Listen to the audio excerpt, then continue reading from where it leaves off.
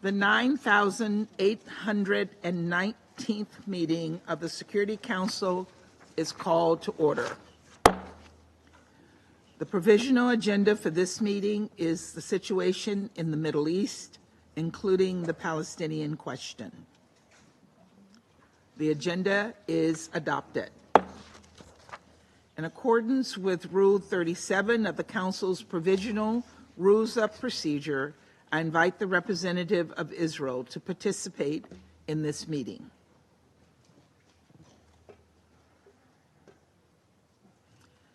It is so decided. I propose that the Council invite the permanent observer of the Observer State of Palestine to the United Nations to participate in the meeting in accordance with the Provisional Rules of Procedure and the previous practice in this regard.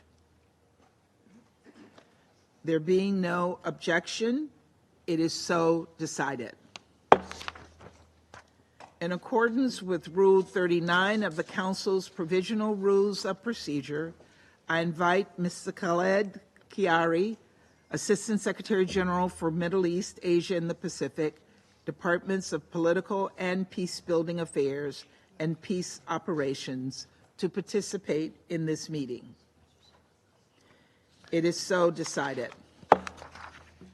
In accordance with Rule 39 of the Council's Provisional Rules of Procedure, I also invite the following briefers to participate in this meeting. Ms. Shira Efron, Director of Research at Israel's Policy Forum, and Mr. Michael Levy, brother of Or Levy, who has been held hostage by Hamas. It is so decided. The Security Council will now begin its consideration of item 2 of the agenda. I now give the floor to Mr. Chiari.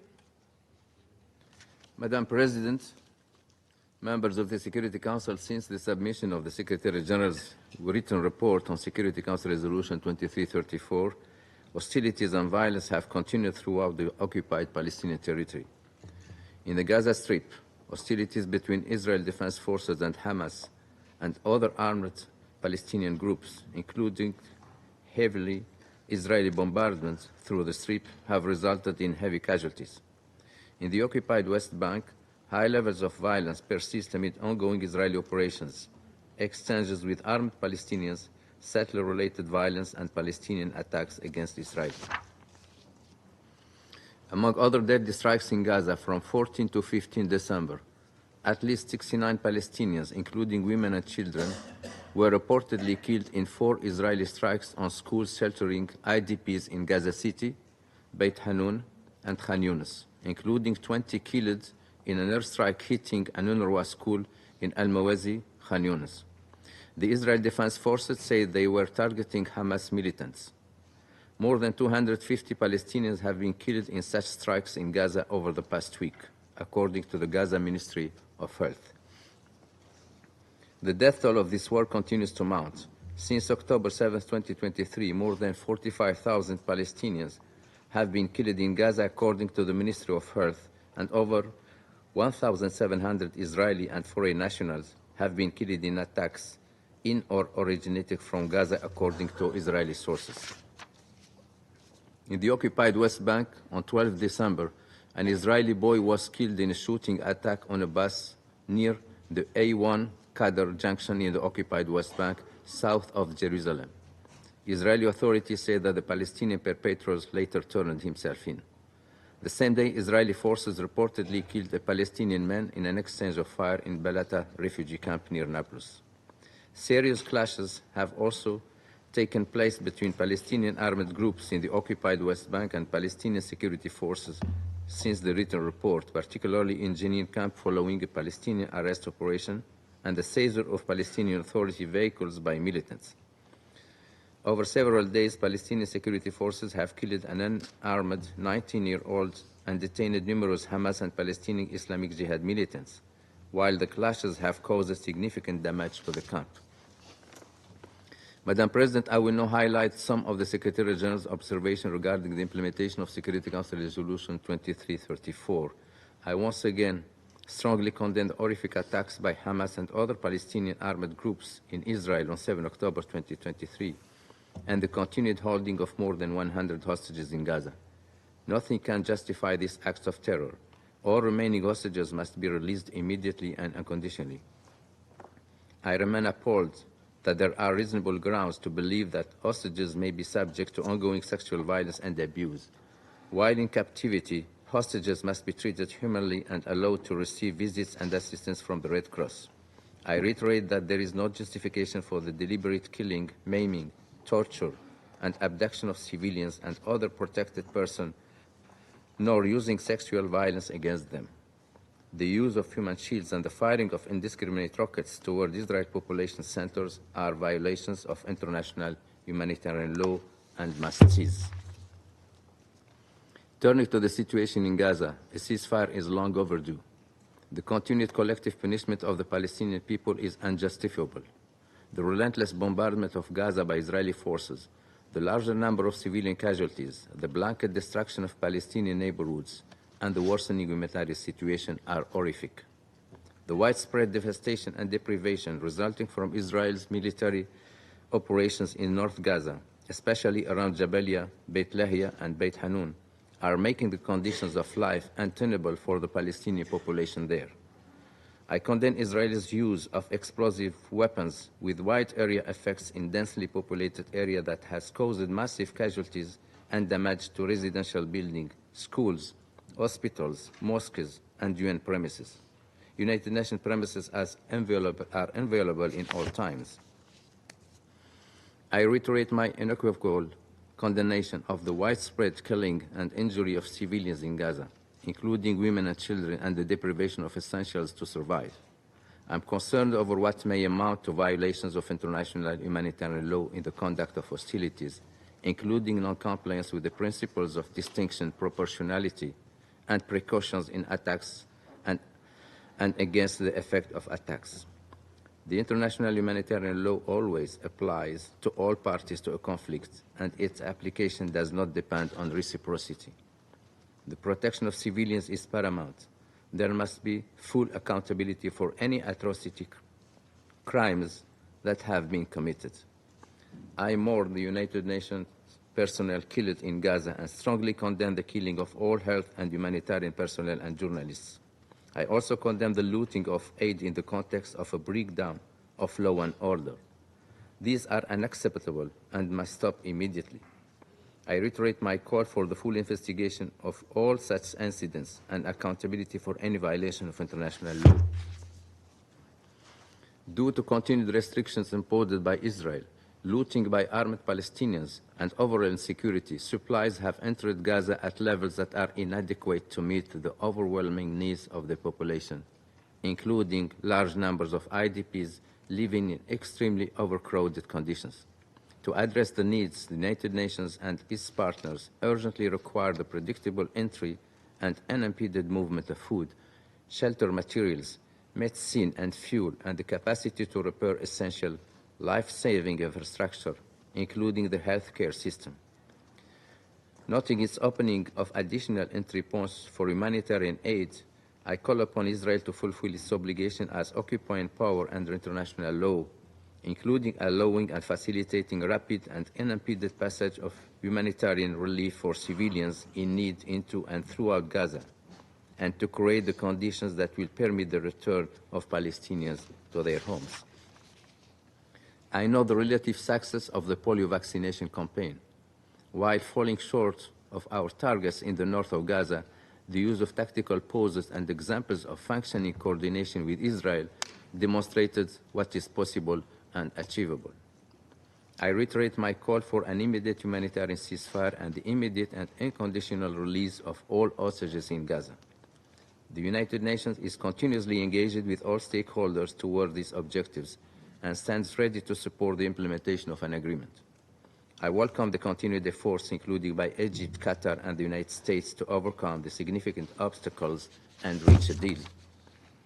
I remain deeply alarmed by the relentless Israeli settlement expansion in the occupied West Bank, including East Jerusalem, that is fueling tensions, impeding access by Palestinians to their land, and threatening the viability of a future independent, democratic, contiguous, and sovereign Palestinian state.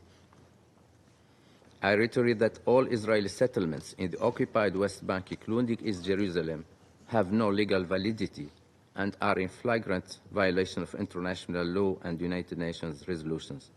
I'm deeply concerned that over the past year, the government of Israel has continued to systematically promote policies that have strengthened the involvement of civilian officials in control over the occupied West Bank, including transferring some security functions to civilian control, while some government officials called for the annexation of areas in the occupied West Bank. I urge the government of Israel to cease all settlement activities immediately. I note in this regard the recent findings by the International Court of Justice in its advisory opinion of 19 July 2024, which declared inter alia that Israel's continued presence in the occupied Palestinian territory is unlawful and must end as rapidly as possible.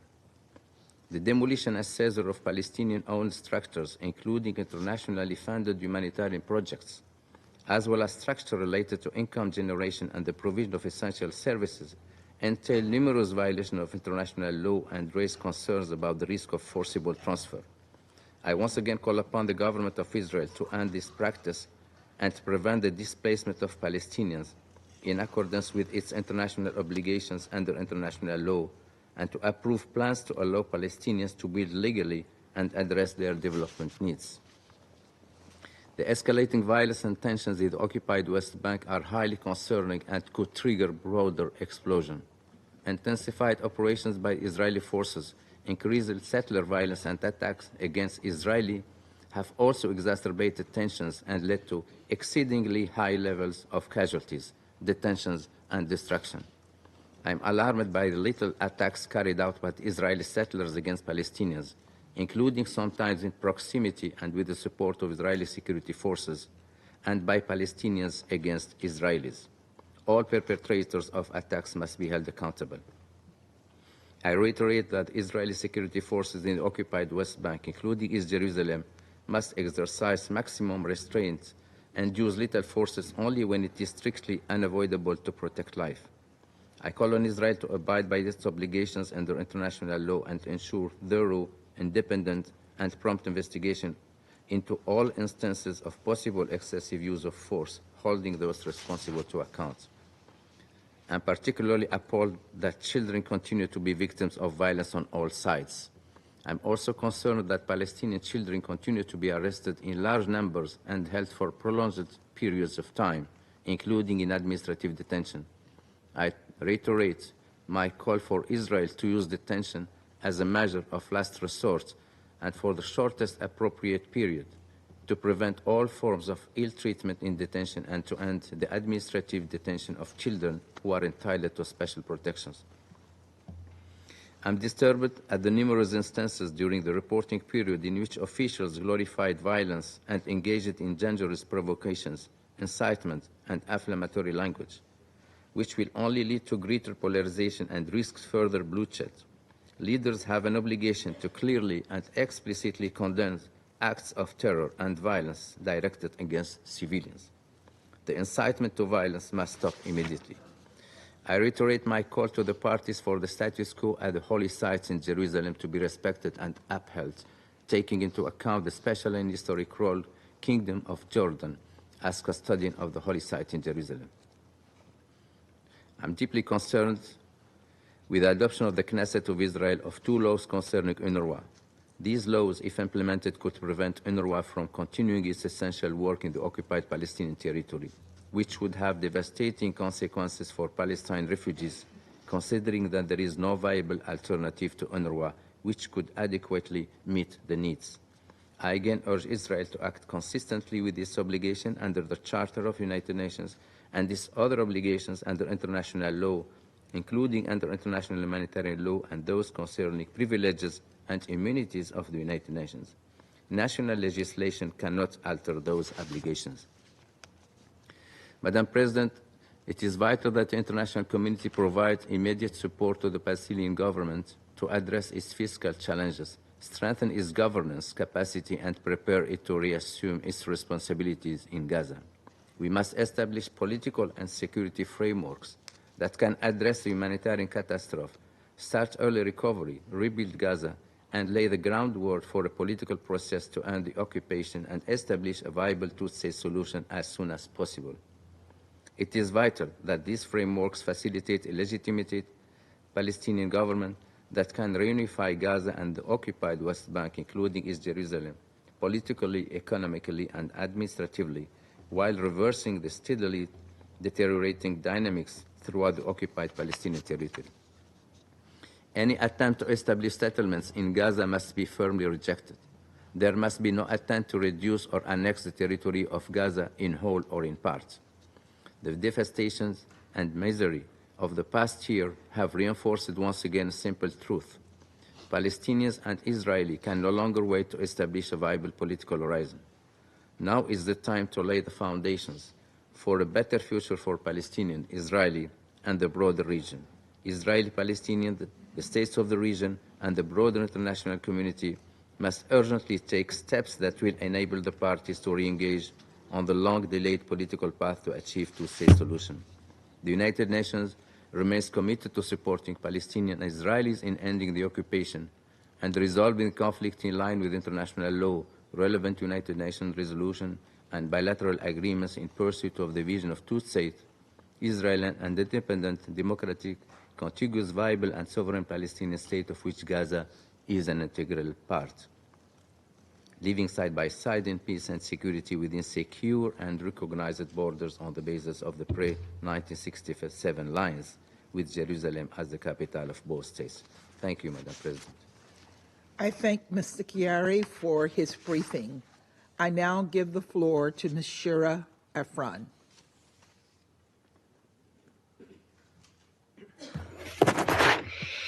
Thank you, Madam President, and distinguished members of the Security Council for the invitation to brief the Council today. It is truly an honor.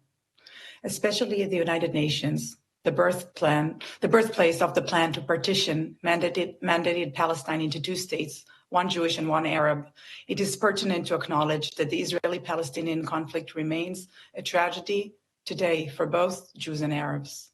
At the same time, it is also crucial to recognize, as the General Assembly did back then, that practical solutions exist and should be pursued. As an Israeli Jew, I speak from my lived reality. The trauma in Israel is palpable, the society still frozen in the horror of October 7, the deadliest day for Jews since the Holocaust. On that day, Hamas and Islamic Jihad terrorists murdered over 1,200 Israelis and nationals of other countries, abducted 251, and committed atrocities, including large-scale sexual violence.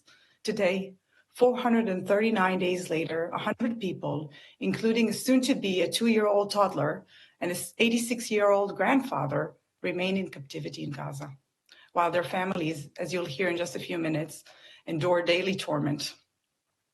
We are all praying for their immediate release. Border communities bear the scars of destruction and displacement. Israelis continue to face insecurity with ongoing bombardments from multiple fronts and terror attacks on our streets. In Gaza, devastation is unimaginable. Countless lives lost, families shattered, including of my dear friends Khalil and Ahmed. Homes reduced to rubble, and populations struggling for survival with scarce basic necessities like food, water, and healthcare. The West Bank, meanwhile, is gripped by rising violence and economic hardship. For both societies, the wounds of this war are deep and will take years to heal. Yet, even now, steps can be taken to halt the suffering and begin charting a path towards stability and hope for both Israelis and Palestinians. Madam President, the collective challenge before us as Israelis, Palestinians, countries of the Middle East, and the international community is to seize this moment of profound tragedy and turn it into a bold diplomatic process that leads to peace, security, and prosperity for people across the region. While international actors frequently invoke the language of a two-state solution with goodwill and intent, reliance on mere sloganeering and rhetoric has done little to build trust or address the structural dynamics of the conflict. And while we at Israel Policy Forum also view the two-state option as the only viable framework that acknowledges the legitimate national aspirations of both sides, and is the only way to guarantee the future that Israel's founders envisioned, a Jewish, democratic, and secure state of Israel, we realize that two-state reality will remain only a vision unless we change our approach. What is needed now is a coherent, inclusive, and actionable strategy that moves beyond rigid thinking so that we can end the war, stabilize Gaza, and shift trends in the West Bank from creeping annexation to peaceful separation. Regional actors should leverage the potential for normalization with Israel to empower pragmatic actors while countering spoilers. This moment demands a shift from platitudes to planning with a coordinated roadmap that addresses security and governance, delivers tangible short-term wins, and lays the foundation for our shared long-term vision. Nowhere is that more apparent than in the discussions about the day after in Gaza. Madam President, as we anxiously hold our breath for a hostage and ceasefire agreement, there is still no shared coherent plan for a post-war Gaza. The international community sees basically one viable path out of this morass, establishing a transitional non-Hamas Palestinian administration in Gaza with the aim of eventually restoring full Palestinian PA governance once it is reformed and strengthened. Clearly, without a green light from the PA, regional and other international partners will not commit to Gaza's recovery. Yet, mostly for political reasons, whether we like it or not, the Israeli government has until now vetoed PA involvement, exacerbating the risk of either full Israeli occupation of Gaza or Hamas resurgence, or both. Notably, this forum, it's important to acknowledge that despite extreme voices, most Israelis do not want to control the Palestinians in perpetuity, but they're scared and see no plausible alternative. To soften Israeli resistance, there is a need for a gradual, benchmark-driven approach with assurances that capitalizes on success stories, even if those are small. Existing PA capacity in Gaza can and should be mobilized for the humanitarian effort, for example, through relying on former security personnel and senior representatives in key government positions, including in the monetary and water authorities, with whom Israel already interacts today. Involving the PA and ensuring it has the capacities to succeed would also help alleviate fiscal and economic pressures in the West Bank, which is a deep concern for the Israeli security establishment. It would also incentivize sustained, more strategic donor engagement and enlist regional Middle East partners in restoring public order in Gaza's chaos. Further, consent for a meaningful PA role in Gaza should be explicitly leveraged to propel genuine PA reforms with clear objectives, a defined roadmap, and key performance indicators. The PA should demonstrate that it can really be part of the solution by reforming the so-called prisoner and martyr payment systems, creating a conducive environment for the private sector, strengthening judicial independence, reorganizing the security sector, addressing incitement, undertaking educational reform, and working toward a credible election horizon that allows for political participation of next-gen leadership. Without these reforms, realistically, Israel will continue to withhold tax revenues from the PA.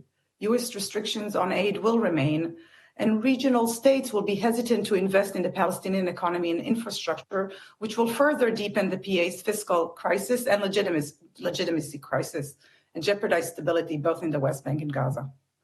For its own long-term interest and to enable the PA to succeed, Israel must also take critical steps to shift its policy in Gaza and in the West Bank.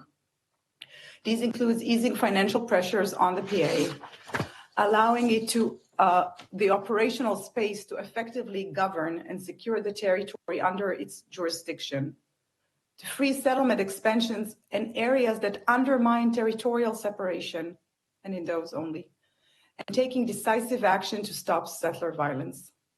US leadership, security guarantees, and Arab-Israeli normalization can and should play a key role in driving these measures forward.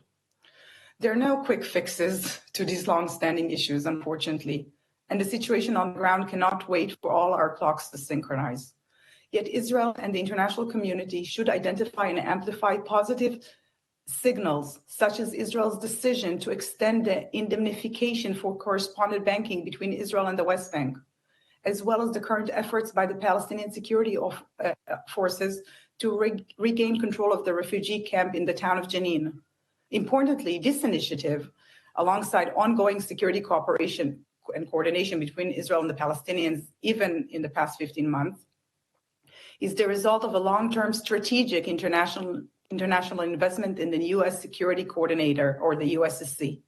Building on such success stories is essential to both strengthen and improve the PA's capacity while simultaneously alleviating Israel's legitimate security concerns. Madam President, so much depends on Israelis, Palestinians, the support of member states, and especially U.S. leadership.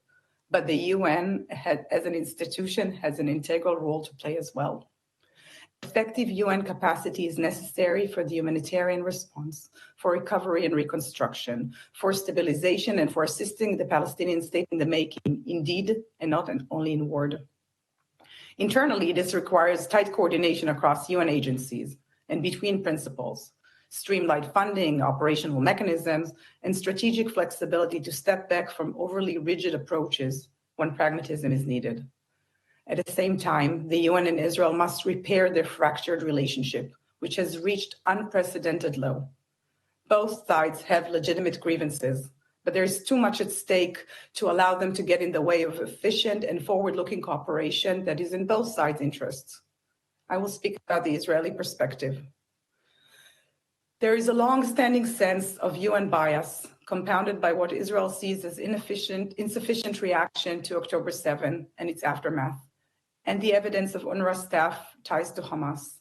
This trust deficit has real policy shortcomings of losing all support and leverage with Israel. Israelis need to hear an unequivocal UN condemnation of Hamas and its actions. And like the Palestinians, Israelis also need an international reaffirmation of the right of the Jewish people to self-determination in a state of their own, and acknowledgement of the Jewish connection to the land of Israel. Neither side will be partners in a political process that we both need if that process denies the legitimacy of these rights.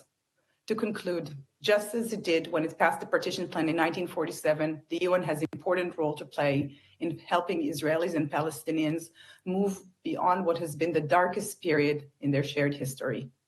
This can happen by zooming in on what is possible and achievable rather than what is perfect, and focusing on the solutions rather than getting stuck on the problems. Thank you, Madam President and members of the Security Council. I thank Ms. Efren for her briefing, and I now give the floor to Mr. Michael Levy. Thank you, Madam President, and distinguished members of the UN Security Council. Today, I stand before you not just as Michael Levy, but as a brother, a son, a human being, and as someone whose life has been shattered by unimaginable loss and despair. My brother, Or Levy, is one of the 100 innocent hostages currently held by Hamas in Gaza. For 439 days, Or has been missing from our family. 439 days of fear, anguish, and an unbearable silence that echoes louder than any words ever could. On October 7th, Or and his wife Einab went to a music festival, seeking for a brief moment of joy. They arrived just 9 minutes before all hell broke loose. Missiles flew over their heads, and they had to run into a nearby shelter, thinking they will be safe. From that shelter, Or called my mother, repeating the terrifying words, "Mom, you don't want to know what's going on here." That was the last time we heard his voice. 10 minutes later, Hamas terrorists stormed the shelter. They threw grenades, sprayed bullets, murdered Einab, and kidnapped Or into the tunnels of Gaza. The last image we have of him is heartbreaking, covered in his wife's blood, shocked and terrified. Or is more than just a number. He is a real human being, a father to an amazing 3-year-old son named Almog, who lost his mother in the horrendous terror attack of October 7, and is now essentially orphaned. This baby had to celebrate his third birthday without his parents. Try to imagine your own child celebrating his birthday without you, going through life's milestones without you. Imagine not knowing if your child is okay and who is taking care of him. Almog keeps asking about mom and dad, and even when we try to explain, he doesn't understand why he can't see his dad and what it means when we say that mom will never come back. This baby still has a father who can come back to him. Do not let him become an orphan. You have the power to save his father. For 439 days, I've woken up every morning with a pit in my stomach, wondering where my brother is, wondering if he's cold, if he's hungry, if he managed to survive another day. Every moment he remains in captivity is a moment of unbearable suffering for him and for all of us who love him. I'm here today to remind this council and the world of its duty, not just as diplomats, but as people, as mothers, fathers, siblings, and friends, because this is not merely a political issue. This is a human issue, a moral issue. I want to ask every member of this council, what would you do if it was your child, your brother, your loved one? Hamas's actions are not just blatant violation of international law. They are an assault on humanity itself. Holding civilians hostage, men, women, children, is a violation of the principles that this very council was created to protect. And yet, your silence is deafening. Your inaction is suffocating. For every day this council fails to act, the message to the world is clear, that some lives are worth saving and others are not. But I refuse to accept that message. I refuse to accept a world where my brother's life can be used as a bargaining chip and be forgotten. I refuse to believe that this council, which was created to uphold the highest ideals of humanity, will turn its back on those who need it the most. This is your moment to act, to lead, to show the world that this council has the courage to stand for what is right and send a resonating message that terror will never prevail. I'm asking you to prove that international law means something, that human rights are not just words, but principles you will fight to protect. Demand the release of all, demand the release of them all. These 100 lives are not just numbers. They are fathers, mothers, daughters, sons, brothers and sisters. They are people with families waiting desperately to hold them again. I want to express my deepest gratitude to the American nation and all the rest of the nation that supported our campaign for standing with us in this dark hour. Your unwavering belief in freedom and justice is a beacon of hope for families like mine who are desperate for a lifeline. And to President Trump and Biden, we place our deepest hopes and faith that you will bring this tragedy to an end. Your decisive leadership has already brought light into a situation that feels so hopeless. We believe in your strength, your leadership, and your commitment to justice to help bring our loved ones back home. I want to finish with a personal note. Today is my birthday, the second birthday I mentioned without my baby brother. I'm not asking for any presents, celebrations, or even a cake. My only birthday wish is sitting in a Hamas tunnel waiting to be brought back to his son. Bring my brother home. Bring them all home. Thank you. I thank Mr. Levy for his briefing. I now give the floor to those council members who wish to make statements. I give the floor to the representative of Sierra Leone. Thank you, Madam President. Let me thank Assistant Secretary General Khaled Kiari for his important briefing on the implementation of Security Council Resolution 2334, and Dr. Shira Efron of the Israel Policy Forum and Mr. Michael Levy for their perspectives on the situation in the occupied Palestinian territory. We acknowledge the Secretary General's report and regret that this reporting period is marked by continued hostilities between Israel and Hamas and other Palestinian armed groups in the Gaza Strip. This contravenes the provisions of Resolution 2334 that calls for immediate steps to prevent all acts of violence against civilians, including acts of terror as well as acts of destruction.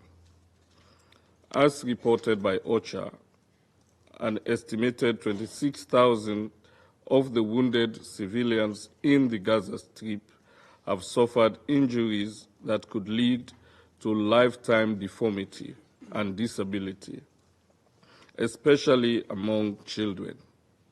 We note with concern the highest number of child amputees per capita in the world has been recorded in the Gaza Strip. In the same vein, we also recall that Hamas and other Palestinian armed groups have continued to hold the remaining hostages since 7th October 2023 without granting the necessary access or providing updates on their well-being. In Resolution 2334, Israel, the occupying power, is reminded of its legal obligations and responsibilities under the Fourth Geneva Convention of 1949 relative to the protection of civilian persons in time of war. However, the past 14 months in the Gaza Strip have presented compelling evidence that does not align with the provisions of the resolution. This is reflected in the current estimated death toll in the range of over 45,000 and the wounded at 106,000, with 70% of such casualties being women and children. The civilian population has been trapped in a deep humanitarian crisis at a scale and magnitude far beyond human comprehension. These statistics question our conscience and collective responsibility to advance durable peace and to save succeeding generations from the scourge of war as stipulated in the United Nations Charter. As families and communities are displaced due to the widespread destruction of their homes and critical infrastructure, the already vulnerable population in the north and elsewhere in Gaza are exposed to extreme weather conditions during this winter. What the Palestinians are currently experiencing represents a disruption of their livelihoods, social networks, and overall well-being. The alarming rate of violence in the West Bank, including East Jerusalem, in the context of Israel operations, armed exchanges between Palestinians, including armed groups, Israeli security forces, and settlers, often leading to restrictions, forced displacement, and demolition, contravenes resolutions of this Council and the International Court of Justice Advisory Opinion of 19 July 2024. All of these actions on the ground seem to be counterproductive to the search for lasting peace in the Middle East. We are encouraged, however, by the increased political momentum in support of addressing some of the critical issues surrounding the Middle East peace process and the implementation of Resolution 2334. With that in mind, Sierra Leone welcomes the observations as highlighted in the Secretary General's report and would like to reiterate the following. First, we condemn the continuous killing and injury of civilians and the never-ending cycle of violence To end this situation, we demand for an immediate and unconditional ceasefire, respect for international humanitarian law, and implementation of Security Council and General Assembly resolutions, including the most recent General Assembly resolution ES 10/33. We also call for the unconditional release of all hostages held by Hamas. We further reiterate our support for UNRWA and its pivotal role in supporting the Palestinians. We express concern that any action to undermine its operations will be detrimental for Palestinian refugees in particular, not only in Gaza, but across other areas of operations.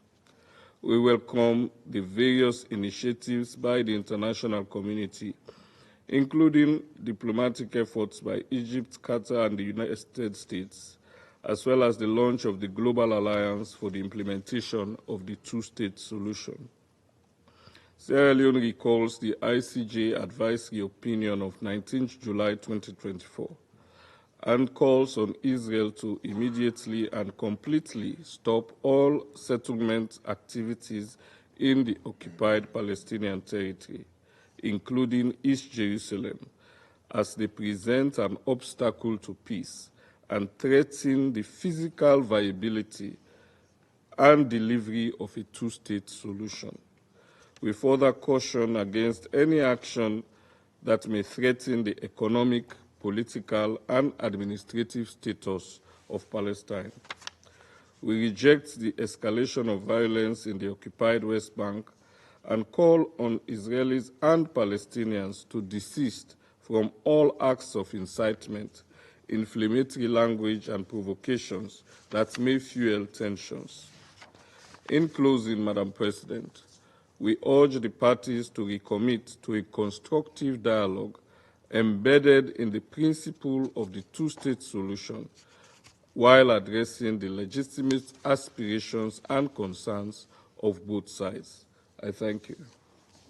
I thank the representative of Sierra Leone for their statement, and I now give the floor to the representative of Malta. Thank you, President. And I begin by thanking ASG Khari, Ms. Efran, and Mr. Levy for their briefings. Today, we meet to discuss the latest SG report on Security Council Resolution 2334. This resolution underscores that Israeli settlements in Palestinian territory are in violation of international law and represent a significant obstacle to peace and the two-state solution. This position was further supported by the ICJ advisory opinion of 19 July, which called for the cessation of such activities. The international community's position is evident. On 18 September, the General Assembly adopted, with broad support, a resolution urging Israel to bring to an end its presence in the occupied Palestinian territory without delay. Despite these clear calls and legal obligations, Israel remains present within the occupied Palestinian territory. This constitutes a clear obstacle to justice for the Palestinian people. We have not failed to note during these 2 years statements and actions that appear to have as an objective the potential annexation of significant areas of the West Bank. These include measures to construct new illegal settlements, efforts to use the legal system to legitimize illegal outposts, and programs transferring administrative powers relating to land and settlements from military to Israeli civilian control. These measures are inconsistent with international law and hinder ongoing efforts to achieve lasting peace. President, at the same time, the unacceptable situation in Gaza is exacerbated by the obstruction of humanitarian aid and disruptions in aid delivery, as well as the breakdown of security. The northern Gaza Strip remains under effective siege. As we come to the end of our term on the Council, we will continue to articulate our clear stance on this crisis. We need an immediate, unconditional, and permanent ceasefire across Gaza and the broader region. It is equally crucial that this be accompanied with unhindered and sustained humanitarian access to deliver aid at the scale required to address the population's critical needs. We also reiterate our condemnation of the horrific 7th October attacks and maintain our calls for the immediate and unconditional release of all hostages. Similarly, concerning is the rapid and steady degradation of the situation in the occupied West Bank, including East Jerusalem. We are deeply concerned about continued settlement expansion, settler violence, and the disposition and transfer of Palestinian communities. Recent escalations have seen a significant rise in demolitions and evictions, particularly targeting Palestinian homes and infrastructure. Additionally, settler attacks on Palestinian civilians, often carried out with impunity, have intensified, with reports of coordinated incidents in vulnerable communities. Such violence is compounded by restrictive measures on Palestinian movement, severely impacting access to basic services, education, and livelihoods. Illegal settlements, settler violence, and the presence of settlers itself remain among the root causes of most human rights violations in the West Bank, including East Jerusalem. On top of being subjected to violent raids, women also face extremely limited access to maternal and reproductive health care, compounded by mental health challenges. These actions risk entrenching the occupation and further diminishing the prospects for a two-state solution. We call on Israel to reverse these measures and to uphold its commitments under international law. Inflammatory rhetoric on the future of the West Bank and the status quo of the holy sites must be avoided.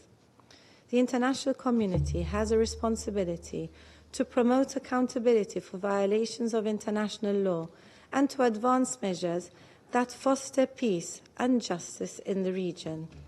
This requires addressing the root causes of the conflict and supporting mechanisms that ensure accountability.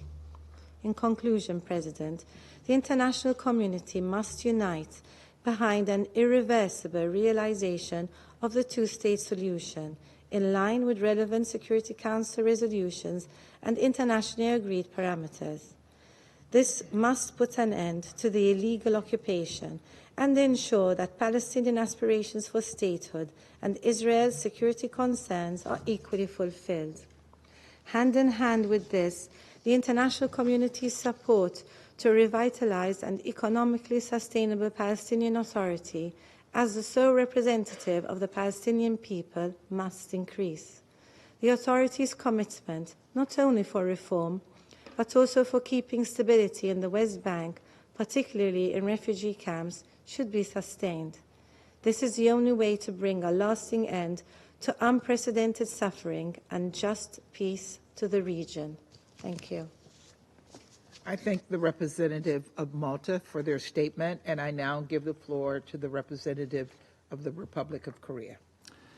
Thank you, Madam President. I would like to thank ASG Carey, Dr. Afran for their briefings, and particularly Ms. Levy for his touching testimonies.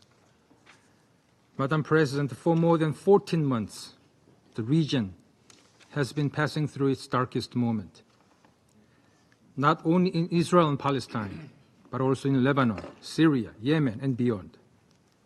The vicious cycle of a spillover has been engulfing the entire region with endless violence and instability. Now we are witnessing with both hope and concern some positive regional developments, including the recent ceasefire across the Blue Line and the political transition in Syria. However, the situation in the occupied Palestinian territory is not showing any sign of change. The Republic of Korea remains committed to its principle to call for an immediate ceasefire in Gaza, along with the release of all hostages. Only this can save innocent lives, ensure humanitarian aid delivery, and create conditions for the reconstruction of completely flattened Gaza.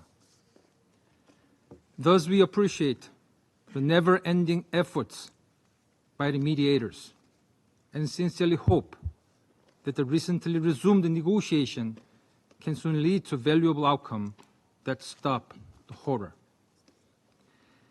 Yet, we must be clear that ceasefire in Gaza will not be an end, but should serve as a true starting point for a better future for both Palestinians and Israelis. However, it is deeply concerning that over recent years, the world has been witnessing a negative trend that is hampering the vision of the two-state solution.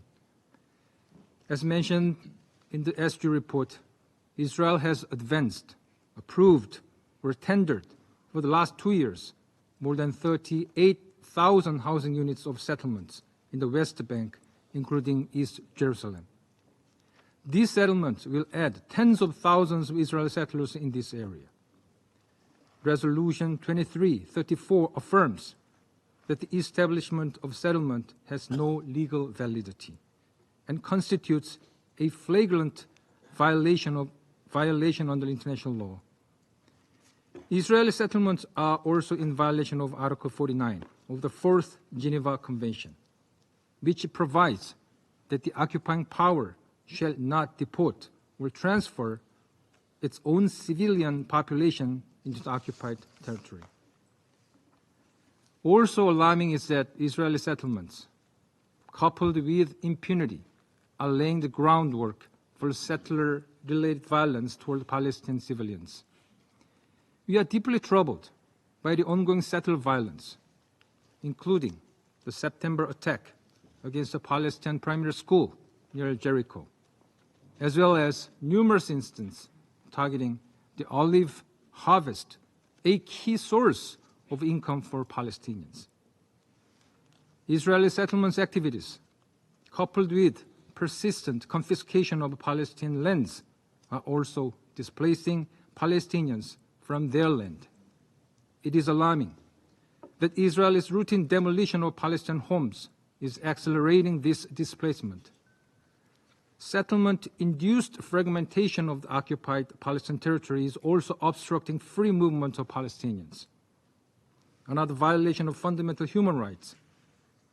And checkpoints, closures, and curfews compound these daily indignities. The most troubling aspect is that Israeli settlement activities serve as a major obstacle to the achievement of a negotiated two-state solution, slicing the territories controlled by the Palestinian Authority into numerous non-contiguous pieces of land. The Republic of Korea firmly believes that this solution is the only viable path toward a just, lasting, and comprehensive peace. The status quo one-state reality cannot be a substitute for this long-lasting aspiration. We once again stress our call that Israel should cease all settlement activities. To contribute to international efforts to reinvigorate the two-state solution, the Republic of Korea participated in the 2 rounds of meetings of the Global Alliance for the Implementation of the Two-State Solution.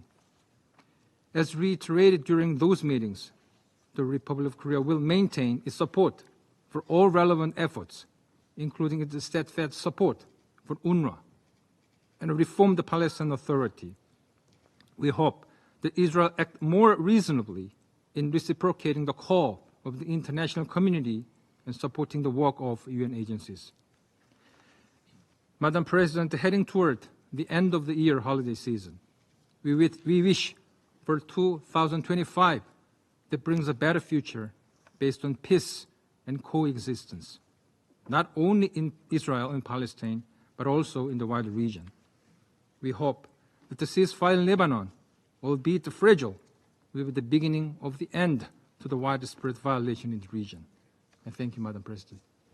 I thank the representative of the Republic of Korea for their statement. I now give the floor to the representative of Mozambique. Thank you, Madam President. We commend the United States presidency for convening this session, addressing the ongoing situation in the Middle East, including the Palestinian question. We thank Ms. Rosemary DiCarlo and the Secretary General for Political and Peacebuilding Affairs for her comprehensive briefing on the implementation of the Security Council Resolution 2334. We are also thankful to the civil society briefers for the information provided on the matter.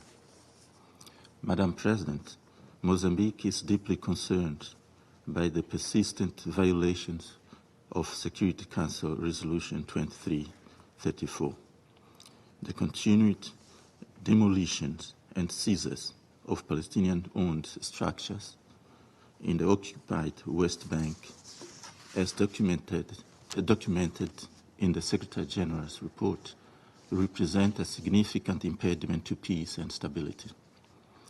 The ongoing hostilities between Israel and Hamas in Gaza have resulted in a devastating humanitarian crisis. The loss of thousands of lives, extensive civilian displacements, and systematic destruction of critical infrastructure aggravate an already dire humanitarian situation faced by Palestinian communities. Such actions, including the expansion of settlements, acts of terror and violence against innocent people, destruction of private infrastructure, constitute a blatant violation of international law. These developments systematically undermine international efforts to de-escalate tensions and pursue a comprehensive resolution to the Middle East conflict. We therefore call on all parties to immediately cease these destructive actions and create meaningful opportunities for constructive dialogue and peaceful resolution of this protracted conflict. We further call on the parties to refrain from the rhetoric of incitement to violence, inflammatory provocations, hatred, speech, and other provocative actions that can only fuel the conflict. Madam President, in conclusion, we call for an immediate, unconditional, and permanent ceasefire in Gaza, the release of hostages, and the establishment of an impeded flow of humanitarian aid in line with Security Council resolutions 2712, 2720, 2728, and 2735. We reaffirm our unwavering commitment to the two-state solution, a vision predicted on the establishment of two independent sovereign states, Israel and Palestine, coexisting harmoniously side by side, each enjoying full membership in the United Nations. I thank you. I thank the representative of Mozambique for their statement, and I now give the floor to the representative of the United Kingdom.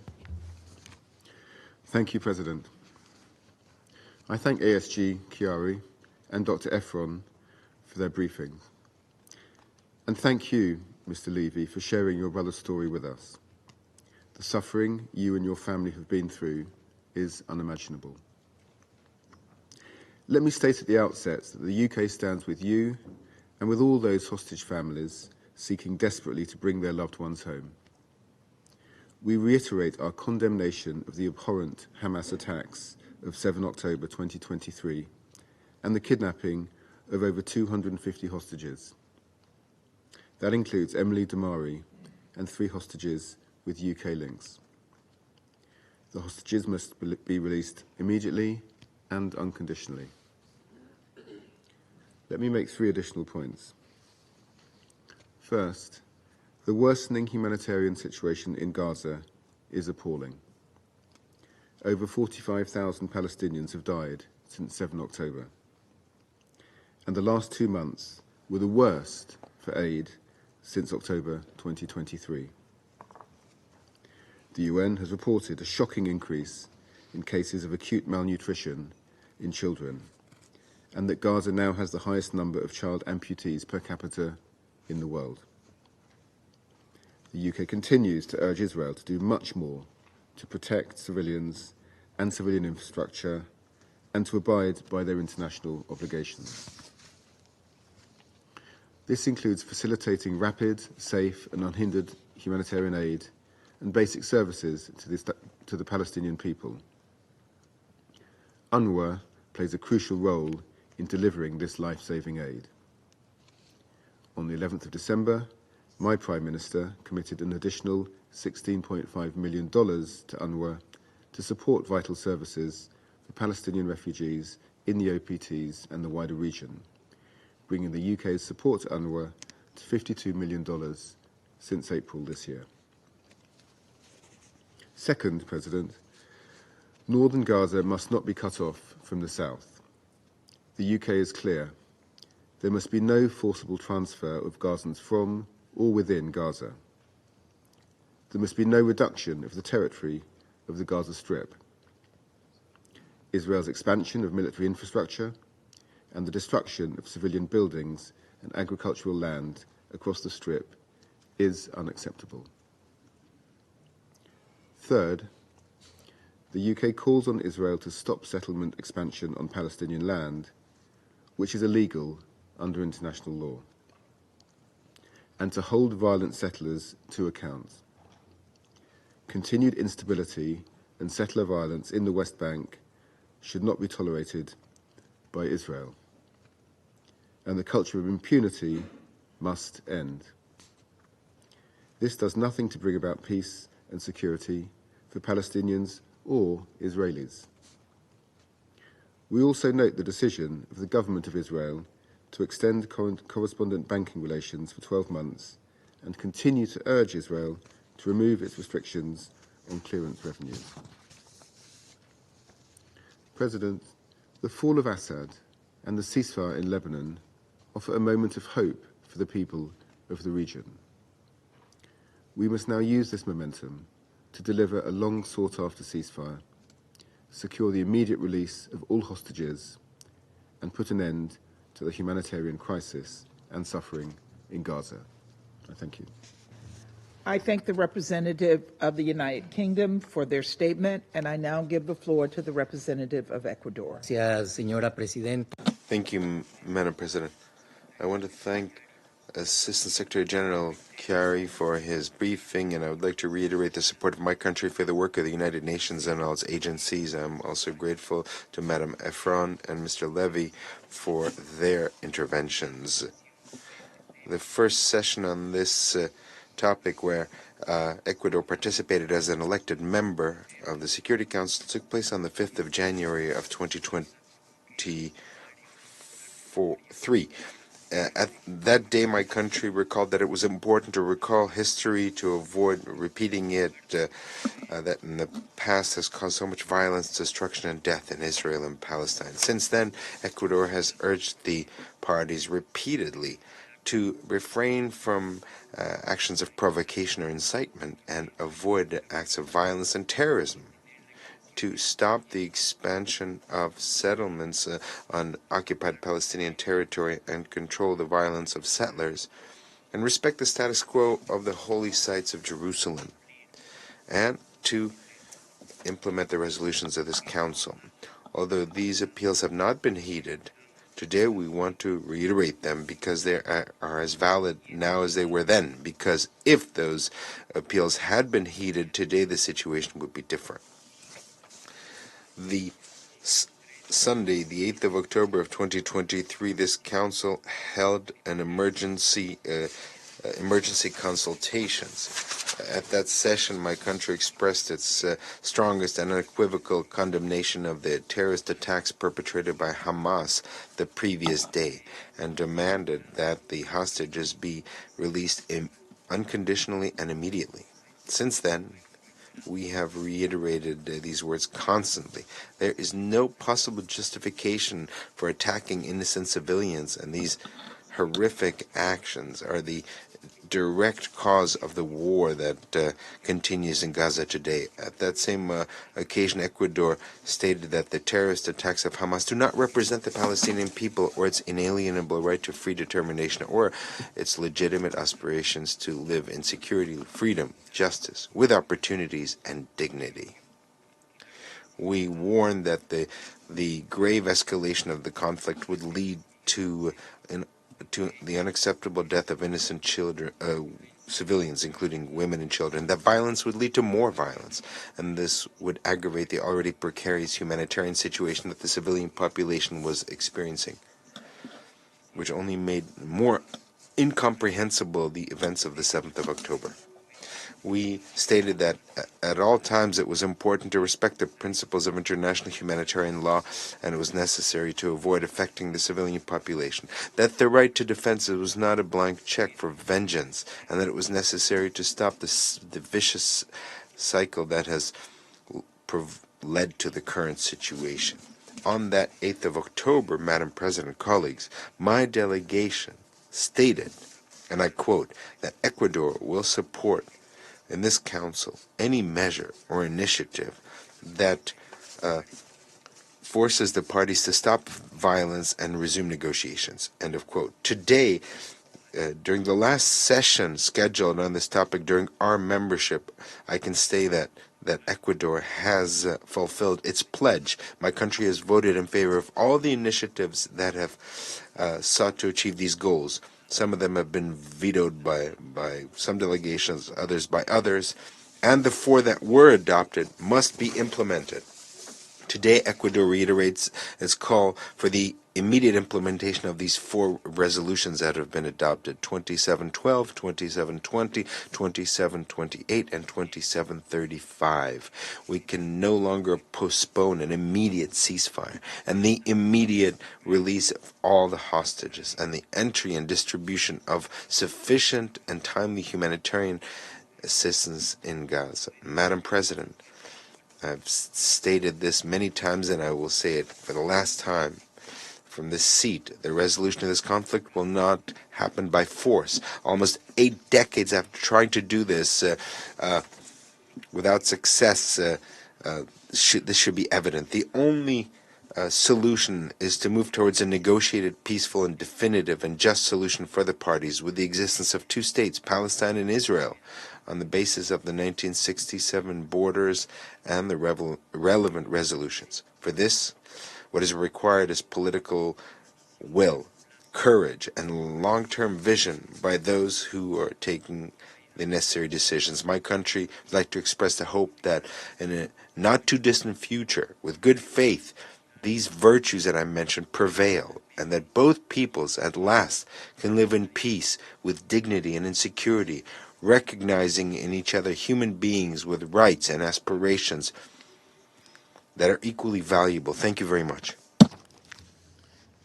I thank the representative of Ecuador for their statement, and I now give the floor to the representative of Guyana. Madam President, I thank Assistant Secretary General Chiari for his briefing and Dr. Efron and Mr. Levy for the perspectives they shared. Madam President, Guyana notes with concern that no steps were taken by Israel since the Secretary General's last report on the implementation of Resolution 2334 to comply with the provisions of that resolution. This ongoing stance of non-compliance is even more concerning, considering that the International Court of Justice has established that the Israeli settlements in the West Bank and East Jerusalem are violations of international law.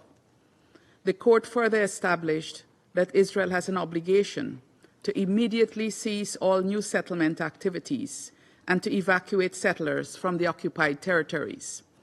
Despite these clear legal provisions, however, Israel continues to violate international law through both its policies and practices regarding settlement activities in the occupied Palestinian territory. In this context, the Secretary General's report sets out very clearly the violence and other human rights abuses that are the hallmark of Israeli settlement activity in the occupied Palestinian territory. Guyana therefore reiterates its call on Israel to strictly abide by its legal obligation as an occupying power to safeguard the rights and interests of the Palestinian people. Madam President, Guyana has taken note of the impact of Israel's settlement policies and practices on Palestinians in the occupied West Bank, including East Jerusalem. We note, for example, the increasing number of fatal incidents and are alarmed that most Palestinians were killed by Israeli security forces in the context of Israeli operations. We have also taken note of the continuing incidents of displacement of Palestinians in the occupied West Bank, including East Jerusalem, attributed to demolitions and other illegal activities by Israelis. It is unjust that Palestinians are forced to live with the constant threat of violence and even death by the Israeli security forces and Israeli settlers, even when they are engaged in routine activities such as picking olives from their olive groves. Guyana deplores these acts in the strongest terms and underlines Israel's legal and moral obligation to desist. Madam President, the Secretary General's account of the situation in Gaza remains a point of deep concern for Guyana, as it does for the international community. According to Gaza's health ministry, the death toll has surpassed 45,000.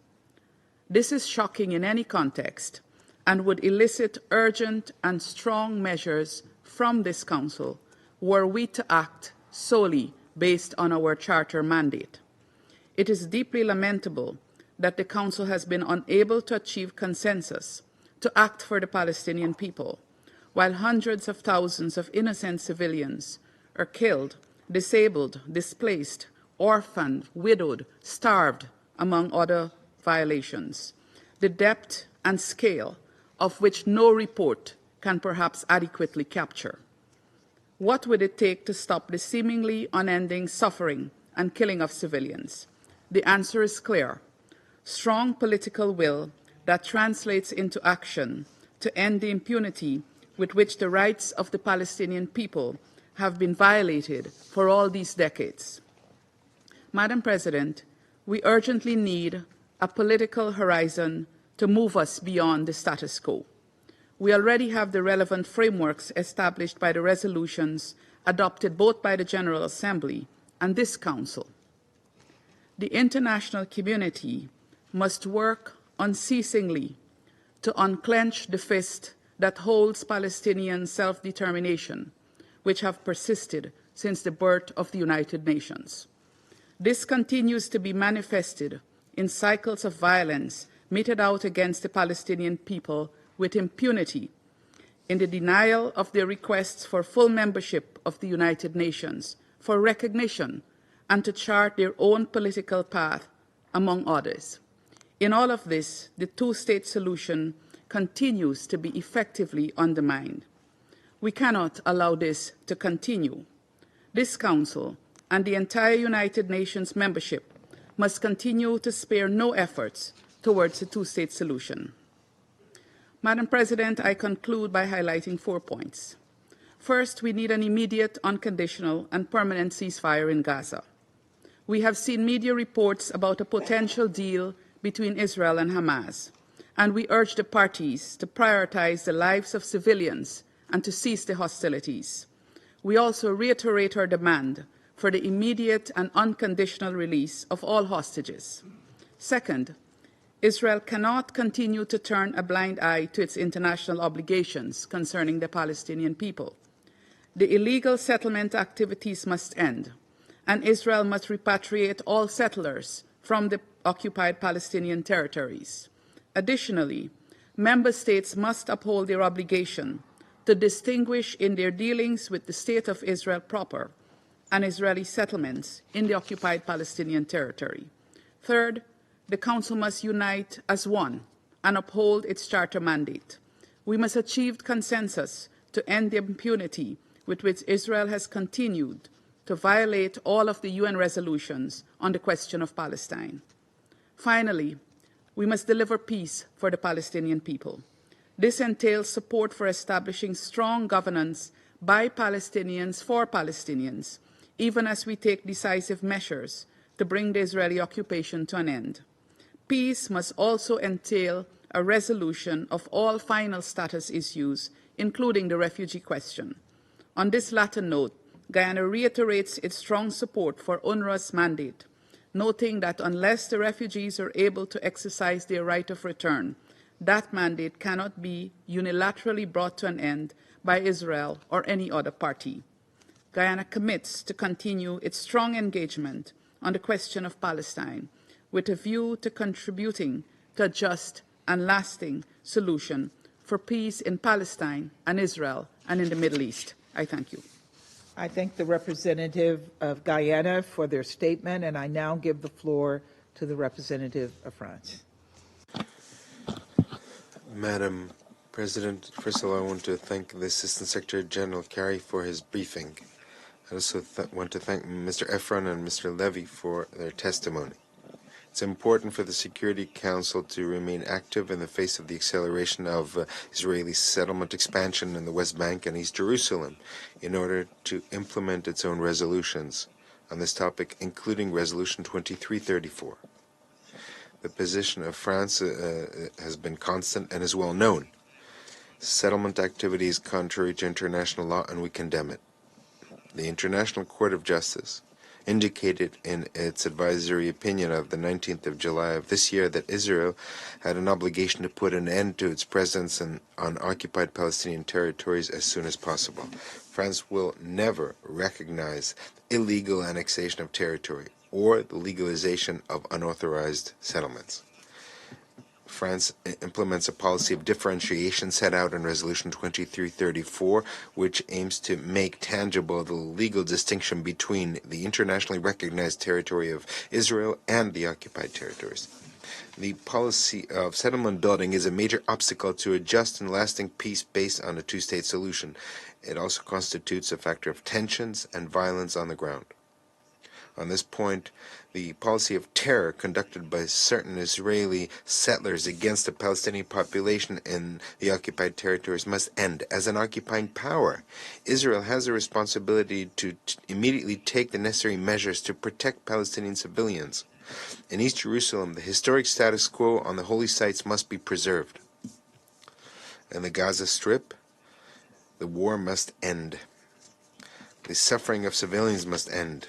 France demands an immediate and permanent ceasefire. France demands an immediate and permanent ceasefire. Madam President, our position is also unambiguous on another important topic. All hostages must be released immediately and unconditionally. France supports the efforts of Egypt, the United States, and Qatar to achieve that goal. France condemns once again the barbaric terrorist attacks perpetrated by Hamas and other terrorist groups on the 7th of October of 2023. This Council must be able to do this unambiguously as well. The humanitarian situation in Gaza is catastrophic. It is essential to ensure full and unhindered humanitarian access to the Gaza Strip and inside the Gaza Strip. Populations must receive aid. During the humanitarian conference that took place in Cairo on the 2nd of December, the Minister of Europe and Foreign Affairs of France announced another $50 million of humanitarian assistance, including 20 million euros for UNRWA. Madam President, this Council has a responsibility to lay the groundwork for a political solution. We know that it requires the implementation of the two-state solution. France reaffirms its unwavering attachment to the security of Israel and the building of a viable, sovereign, and contiguous state for the Palestinians. France calls on the establishment of a reformed Palestinian Authority capable of exercising its authority over all the Palestinian territories, including in the Gaza Strip. Only a two-state solution will make it possible to respond to the legitimate aspirations of Israelis and Palestinians to peace and security. It's in this spirit that France will co-chair next June, together with Saudi Arabia, an international conference on the implementation of the two-state solution. This Council must act to respond to the urgency of the situation and to finally develop this political solution. The UN must play a key role in this process. Thank you. I thank the representative of France for their statement, and I now give the floor to the representative of Slovenia. Thank you, Madam President. I'd like to start by thanking A.S. Chiari for his briefing and Ms. Efron and Mr. Levy for their testimonies. As always, today's meeting is a sobering reminder that peace in the Middle East, without an investment of astounding efforts, will stay elusive. The region is shaking. The trembles are affecting lives of individuals on a daily basis and without an end in sight. Madam President, in Gaza, strikes, including on densely populated areas, displacement and widespread destruction carry on in flagrant violation of international humanitarian law. They are coupled with extreme hunger, disease, severe limitations to humanitarian assistance, and attacks on and looting of humanitarian convoys and humanitarian actors. International humanitarian law is clear regarding the rapid and unhindered delivery of aid. Suffering of civilians is intensifying, including of hostages still held in Gaza. All of this are further exacerbated by complete absence of law and order. We repeat that only a ceasefire will pave the way to peace. In the occupied West Bank, the advancement of new housing units is appalling, and we underline our long-standing position on the illegality of settlements. They are a violation of international law. We underline once again, and in line with the ICJ advisory opinion, the occupation must end. The downward spiral in the West Bank, including East Jerusalem, has to end. This includes demolitions and seizures of property. We deplore the intensification of settler-related violence, as well as killings and injuries, including during operations, demonstrations, clashes, airstrikes, and other incidents. We share the concern about the large number of Palestinians, including children, detained by Israeli forces and in administrative detention. Numerous reports of torture and other ill treatment, including sexual violence, are profoundly distressing. Access of independent monitoring bodies to detention facilities must be ensured. We are also deeply concerned over the deep economic crisis affecting the Palestinian economy, prolonging and deepening the humanitarian needs of the Palestinian people. We support efforts to address Palestinian government's fiscal challenges, strengthening its governance capacity, and preparing it to resume its responsibilities in Gaza. Madam President, Slovenia continues supporting the efforts and the role of the United Nations. We praise the work of the UN workers on the ground, including of UNRWA, to address the suffering of civilians. We repeat our call to the Israeli government not to implement laws concerning UNRWA. The agency contributes to the broader efforts towards achieving a two-state solution, which is the only just and sustainable solution for peace and security for both Palestinians and Israelis. We admire the dedication of UN representatives, and in this regard, I'd like to take this opportunity to thank Special Coordinator Venesland for his work. I thank you, Madam President. I thank the representative of Slovenia for their statement, and I now give the floor to the representative of Switzerland. Merci, Madame. Thank you, Madam President. I also want to thank Assistant Secretary General Khalid Kari for his presentation. We listened attentively to Madam Efron's presentation and the poignant story of Mr. Levy. Switzerland condemned the terrible terrorist attacks in Israel took place on the 7th of October, but unambiguously. Allow me first to raise one of the issues that have preoccupied Switzerland throughout its term on the Security Council, the protection of civilians, and in particular humanitarian personnel. Switzerland is shocked by the facts reported on this subject, among others, in the Secretary General's latest report on the implementation of Resolution 2334. According to the report, Israeli airstrikes killed several humanitarian workers on November 30th, including a Save the Children employee and 3 World Central Kitchen employees. These victims have to be added to the list of more than 330 humanitarians killed, the vast majority of them UNRWA employees. Since October 7, 2023, tens of thousands of civilians have been killed, including in recent weeks. Switzerland condemns all attacks on civilians in the strongest possible terms. Respect for the principles of distinction, proportionality, and precaution in the conduct of hostilities are obligations under international humanitarian law. In Resolution 2730, drafted by Switzerland and recently endorsed by 115 member states,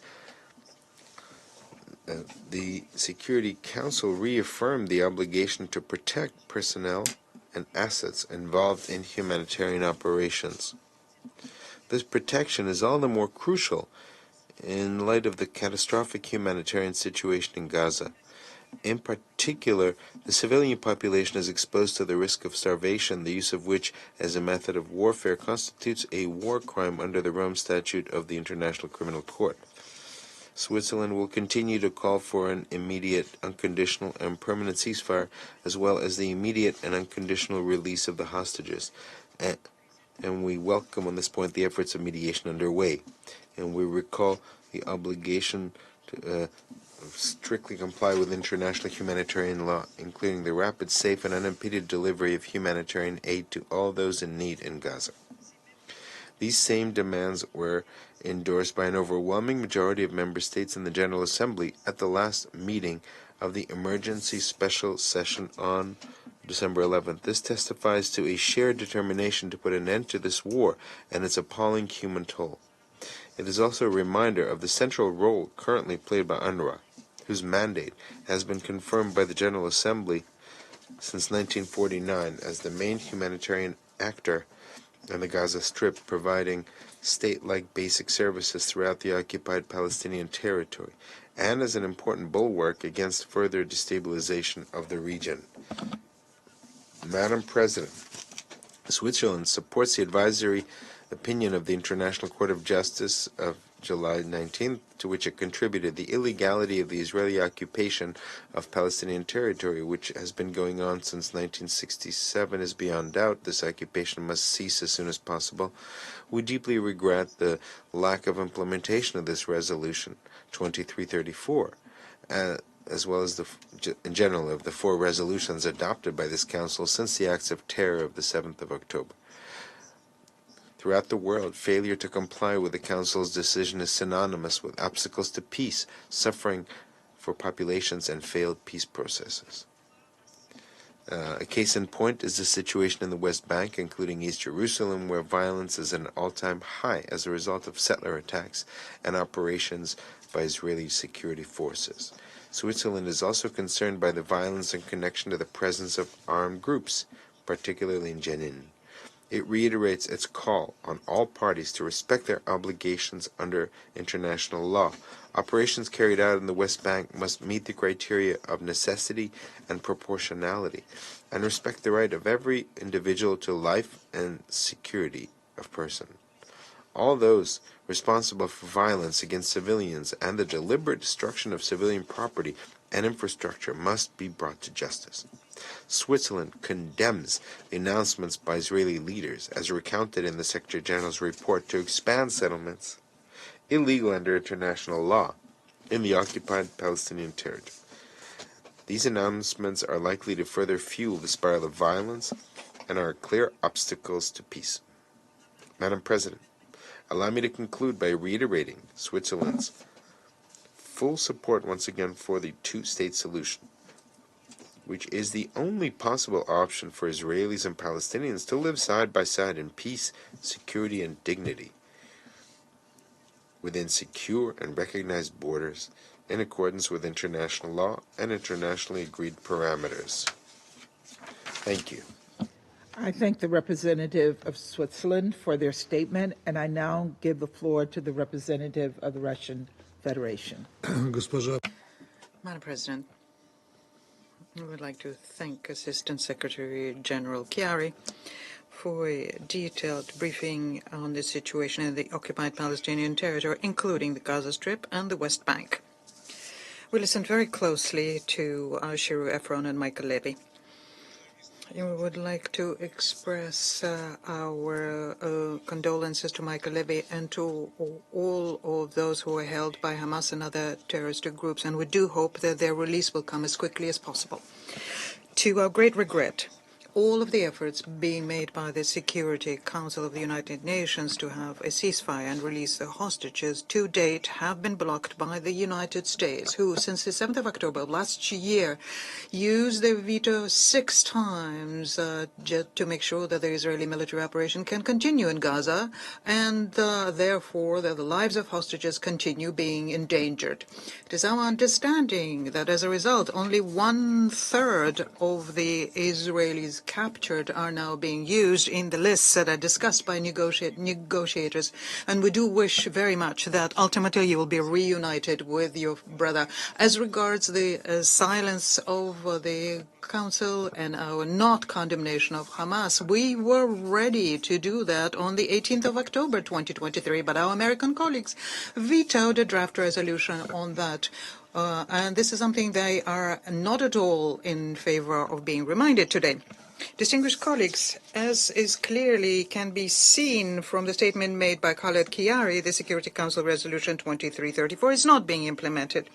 Israelis continues with their plans to build new settlements on the West Bank, including East Jerusalem. They use a fabricated pretext that supposedly that there are no construction permits, and this is used to systematically destroy Palestinian homes. This is a height of cynicism where the Palestinians who cannot afford to pay the high duties to the Israelis are then compelled to, with their own hands, destroy their homes. This is a mockery of human dignity. Continued illegal construction and the widening of Israeli settlements in the West Bank, including East Jerusalem, undermines a negotiated resolution to one of the final status issues, namely territory and borders. This is in violation of Security Council and General Assembly decisions, including the September resolution, which came out of the 10th Emergency Special Session of the GA in support of the second advisory opinion by the ICJ on the legal consequences of the Israeli policy on the occupied Palestinian territories. Against this background, we are particularly concerned by the statement made by the Israeli officials about forcibly change the demographics of Gaza so as to recolonize the Strip. We are full of indignation as regards the passage by the Knesset of a law on deporting the families of terrorists, which gives Israel the right to send to Gaza those Palestinians who did not tell them about the criminal intent of their relatives. This way, any, according to the Palestinians, suspect Palestinians can end up in Gaza, where his fate will be either die from starvation or being bombed. And these are the laws that are being adopted by the country which claims that it is the only democracy in the Middle East. We think such steps are unacceptable, as are unacceptable the public appeals by some members of the Netanyahu government to annex the West Bank. We categorically reject the policy of creating facts on the ground. The Israeli occupation of Palestinian territory is illegal in any event from the viewpoint of international law, and there is no justification for it. We call on West Jerusalem to immediately start implementing Resolution 2334 and to stop all settlement activity. Madam President, today many have been talking about the continued violence in the OPT and used horrifying statistics. Since the beginning of the escalation in Gaza, there are already 44,000 Palestinians who were killed, and these are the ones we know about. Most of them are women and children. And against this background of these horrifying factors, the West Bank statistics somewhat overshadows. But there, since October 2023 to October 2024, 736 Palestinians died, and this is when officially there is no military operation there.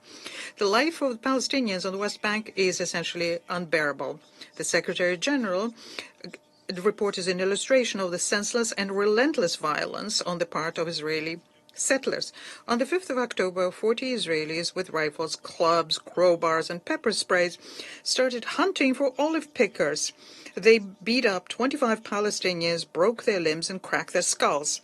There was a child who was a victim of this, a person with disability, a woman, an elderly person. After that, the entire harvest was thrown out by the settlers.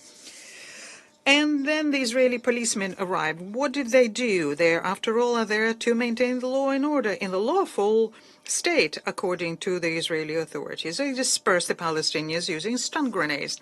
Such an attitude towards Palestinians as second-rate people is unacceptable, and the international community has to insist on ending this monstrous policy by Western Jerusalem. The West Bank situation cannot be considered outside of the broader context of Gaza escalation. It's been more than a year that's been going on. Security Council members tabled many times a resolution demanding unconditional ceasefire in Gaza as a first step to stabilize the situation at the OPT. Unfortunately, the United States, as we already said, have been consistently vetoing these documents, stating that no one should impose a peaceful solution on Israel. We are not arguing the fact that Israel is a sovereign state. Do not question their right to ensure their defense. But we are concerned that the Israeli side use this right to justify not only fighting terrorism on their own territory, but also to impose a collective punishment of the Palestinian people in Gaza, West Bank, bombarding Lebanon, occupied Syrian lands. We get the impression that fully ensuring one's defense is seen by Israel as establishing a barren wasteland around them, targeted by Israeli tanks, drones, and fighter planes. And negotiating with Palestinians, Lebanese, and Syrians, West Jerusalem is planning to only do from the position of force and intimidation, expecting that Washington will also cover them and provide them with diplomatic and military support. But this is not a way to resolve a conflict. This is how to deepen them. If you push people to a situation where they have nothing to lose, well, don't be surprised when radical ideas become popular. Or don't be surprised when essentially there is a freeze of the process of normalizing relations between regional actors and Israel against the backdrop of Gaza. Instead of looking for solutions of problems, West Jerusalem is creating new ones, coming into effect early next year of the Knesset bills banning UNRWA will mean the end of functioning and the dismantling of a key UN agency to help Palestinians, to which there's no alternative. This is a direct violation of the Charter, General Assembly resolutions which determine the mandate of the agency, and international law. This is also a prologue to removing refugees issues as one of final status issues together with borders, water, and Jerusalem. The Israeli action in Gaza do not make us hopeful that Israel, as the occupying power, will take upon itself all of the UNRWA functions. Madam President, we believe there is an alternative to what is happening in the OPT, and the alternative is in the will of the international community, which is illustrated in the overwhelming majority who voted for the resolution at the 10th emergency special session of the Assembly in support of UNRWA mandate and with a demand for a ceasefire in Gaza. The Russian position of principle on Middle East settlement concurs with the will of the international community. We call for an unconditional ceasefire, unimpeded humanitarian access, release of all hostages and those who are forcibly detained, and relaunching peace process on a generally recognized international legal basis. This is the only way not only to get to lasting peace between the Palestinians and Israelis, but also to remove the source of destabilization for the entire region. I thank you. I thank the representative of the Russian Federation for their statement, and I now give the floor to the representative of Japan. Thank you, Madam President. I thank ASG Hari and Dr. Efron for their informative briefings. I'm also deeply grateful to Mr. Levy for his brave testimony. I express our great sorrow for the harrowing experiences you and your family have endured. Let me reiterate Japan's strong condemnation of the brutal acts of terror by Hamas and others, and demand for the immediate and unconditional release of all hostages. Madam President, the Middle East is at a crucial turning point. While the situation in the region remains fragile, recent events have offered a ray of hope for peace. In Lebanon, Israel and Lebanon agreed to a ceasefire. Japan welcomes this achievement and commends the mediation efforts by the United States and France. All parties should take all measures to fully implement this ceasefire agreement and bring about stability. In Syria, the Assad regime has fallen. We need to follow the situation with caution, as it might be the start of a spiral of social unrest. Nevertheless, Japan strongly hopes this historic event will lead to fundamental and positive developments inside and outside of the country. The future of Syria, a future that has significant ramifications for the entire region, must be determined by the Syrian people themselves. Japan is committed to fully supporting an inclusive and peaceful Syrian-led and Syrian-owned political transition process leading to a lasting peace and stability. Madam President, we hope these evolving circumstances will help realize a breakthrough in devastating conflict in Gaza, where many hostages continue to be held and IDF's military operations remain active. The enormous number of casualties of innocent Palestinians and severe damage to civilian infrastructure in Gaza are totally unacceptable. The persistent humanitarian catastrophe is also intolerable. Israel's response to the situation appears inconsistent with its obligation under international humanitarian law. A ceasefire in Gaza and the release of hostages are long overdue. The dramatic expansion of humanitarian aid delivery is urgently needed, and for this purpose we need to continue the presence of UNRWA. At the same time, the agency should take steps to assure its neutrality. That is why Japan voted in favor of the two relevant General Assembly resolutions last week, which gained support from more than 150 countries. We urge all parties, including Israel, to listen to the voices of the international community. A negotiated settlement between the parties is also key to making a real difference on the ground. In this regard, Japan is encouraged by the reports of a resumption of the ceasefire talks and the seemingly forward-looking progress. We support the tireless efforts of the mediators. Both parties should seize the opportunity to finalize concluding the deal. But the ceasefire, even if it is materialized, does not mark the end of the tragedy.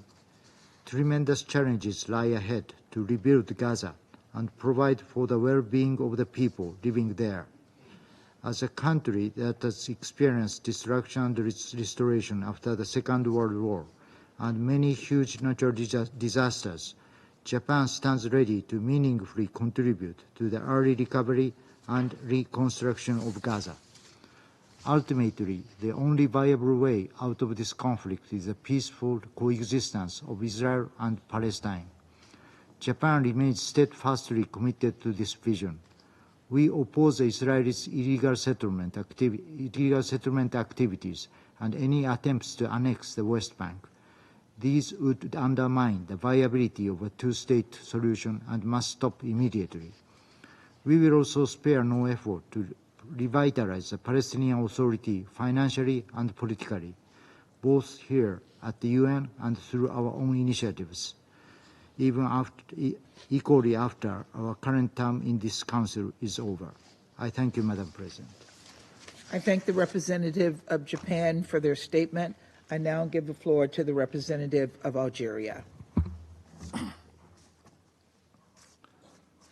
Madam President, we thank Mr. Khaled Khiari for his comprehensive briefing. And we take note of the interventions of the civil society representatives. We extend our gratitude to the Secretary General for his sobering report on the implementation of Resolution 2334. It is a report filled with anguish and despair for the Palestinian people, a stark testament to the ongoing impunity which with which the Israeli occupying power disregards international law. It also reflects the paralysis of the international community in the face of such blatant and systematic violation. This report is yet another painful reminder of our collective failure to uphold the right and dignity of the Palestinian people. Madam President, in Gaza, people are not living. They are simply waiting to die. People are not living. They are simply waiting to die. As the Secretary General himself recalled, the catastrophe in Gaza is nothing short of a complete breakdown of our common humanity. End of quote.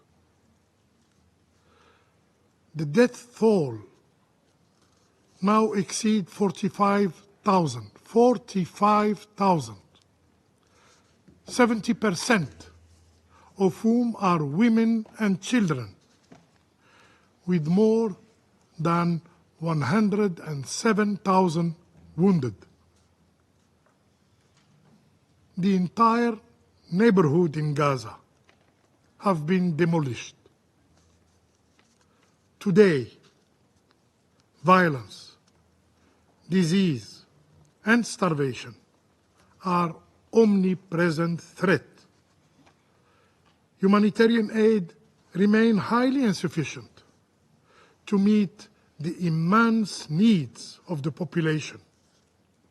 Quite simply, Gaza has turned into a graveyard for the living. As if these miserable conditions were not enough, the Israeli occupying army systematically hunts Palestinian civilians from one shelter to another.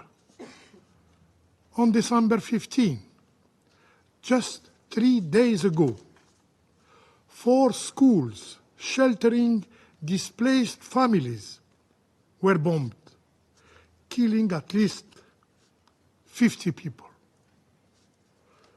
For those who doubted the gravity of the violation of the international humanitarian law under Israeli occupations, the facts presented in the Secretary General reports leave no room for ambiguity, leave no room for question.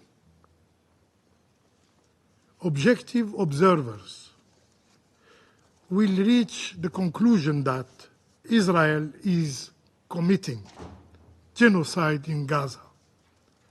This is meticulously documented by Amnesty International in their recent report, pertinently titled, "You Feel Like You Are Subhuman: Israel's Genocide Against Palestinians in Gaza." So what will the international community do in the face of this genocide? Will it continue to perpetuate impunity? Will it continue to perpetuate immunity?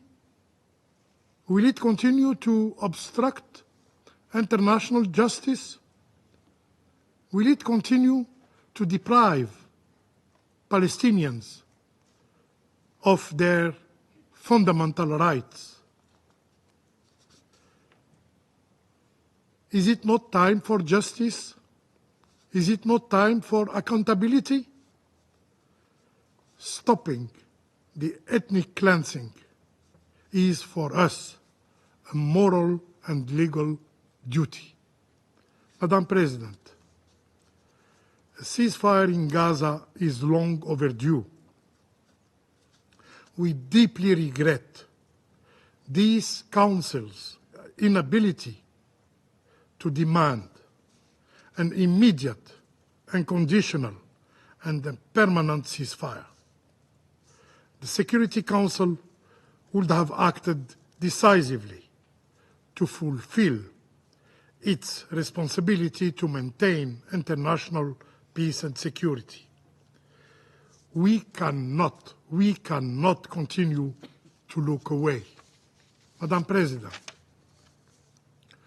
the situation in the West Bank, including Al-Quds Sharif, is equally alarming. The Security Council, the General Assembly, and the International Court of Justice have reaffirmed that Israeli settlements and associated practices constitute flagrant violations of international law. Yet, settlement activity continues unabated. In 2024 alone, plans for over 13,000 housing units have been advanced. Meanwhile, Palestinians' houses are destroyed. Meanwhile, Palestinians live in terror of settler violence, emboldened by the protection of the occupying authorities.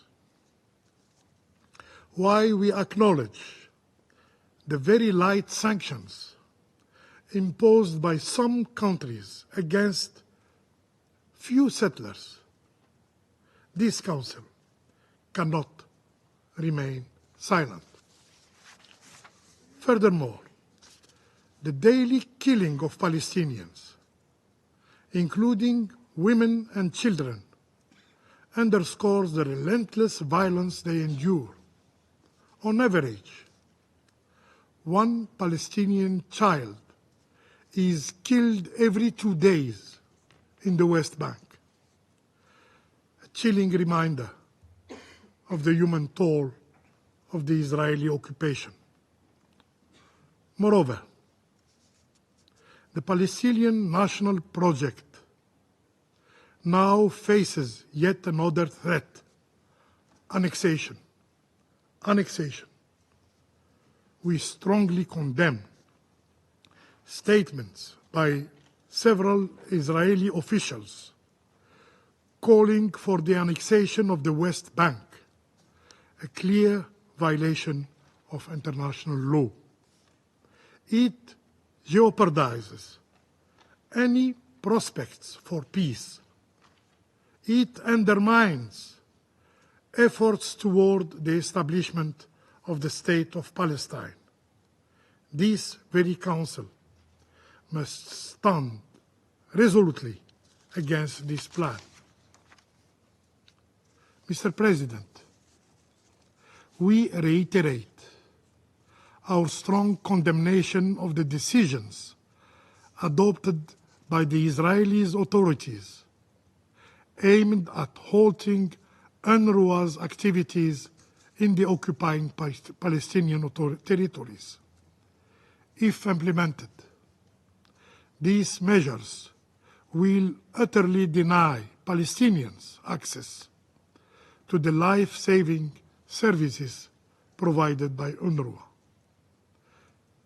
Let me be clear. UNRWA is irreplaceable.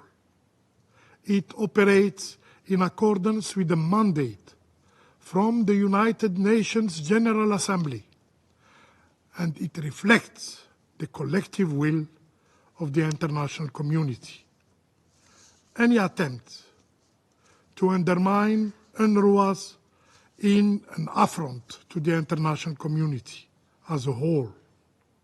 We must all work together to preserve UNRWA and ensure it can continue its critical work. Madam President, in conclusion, developments in Gaza, in the West Bank, in the broader region offer a stark reflection of the true intentions of the Israeli occupying power. Yet, the situation is dire, but not irreversible. This Council must rise to the moment,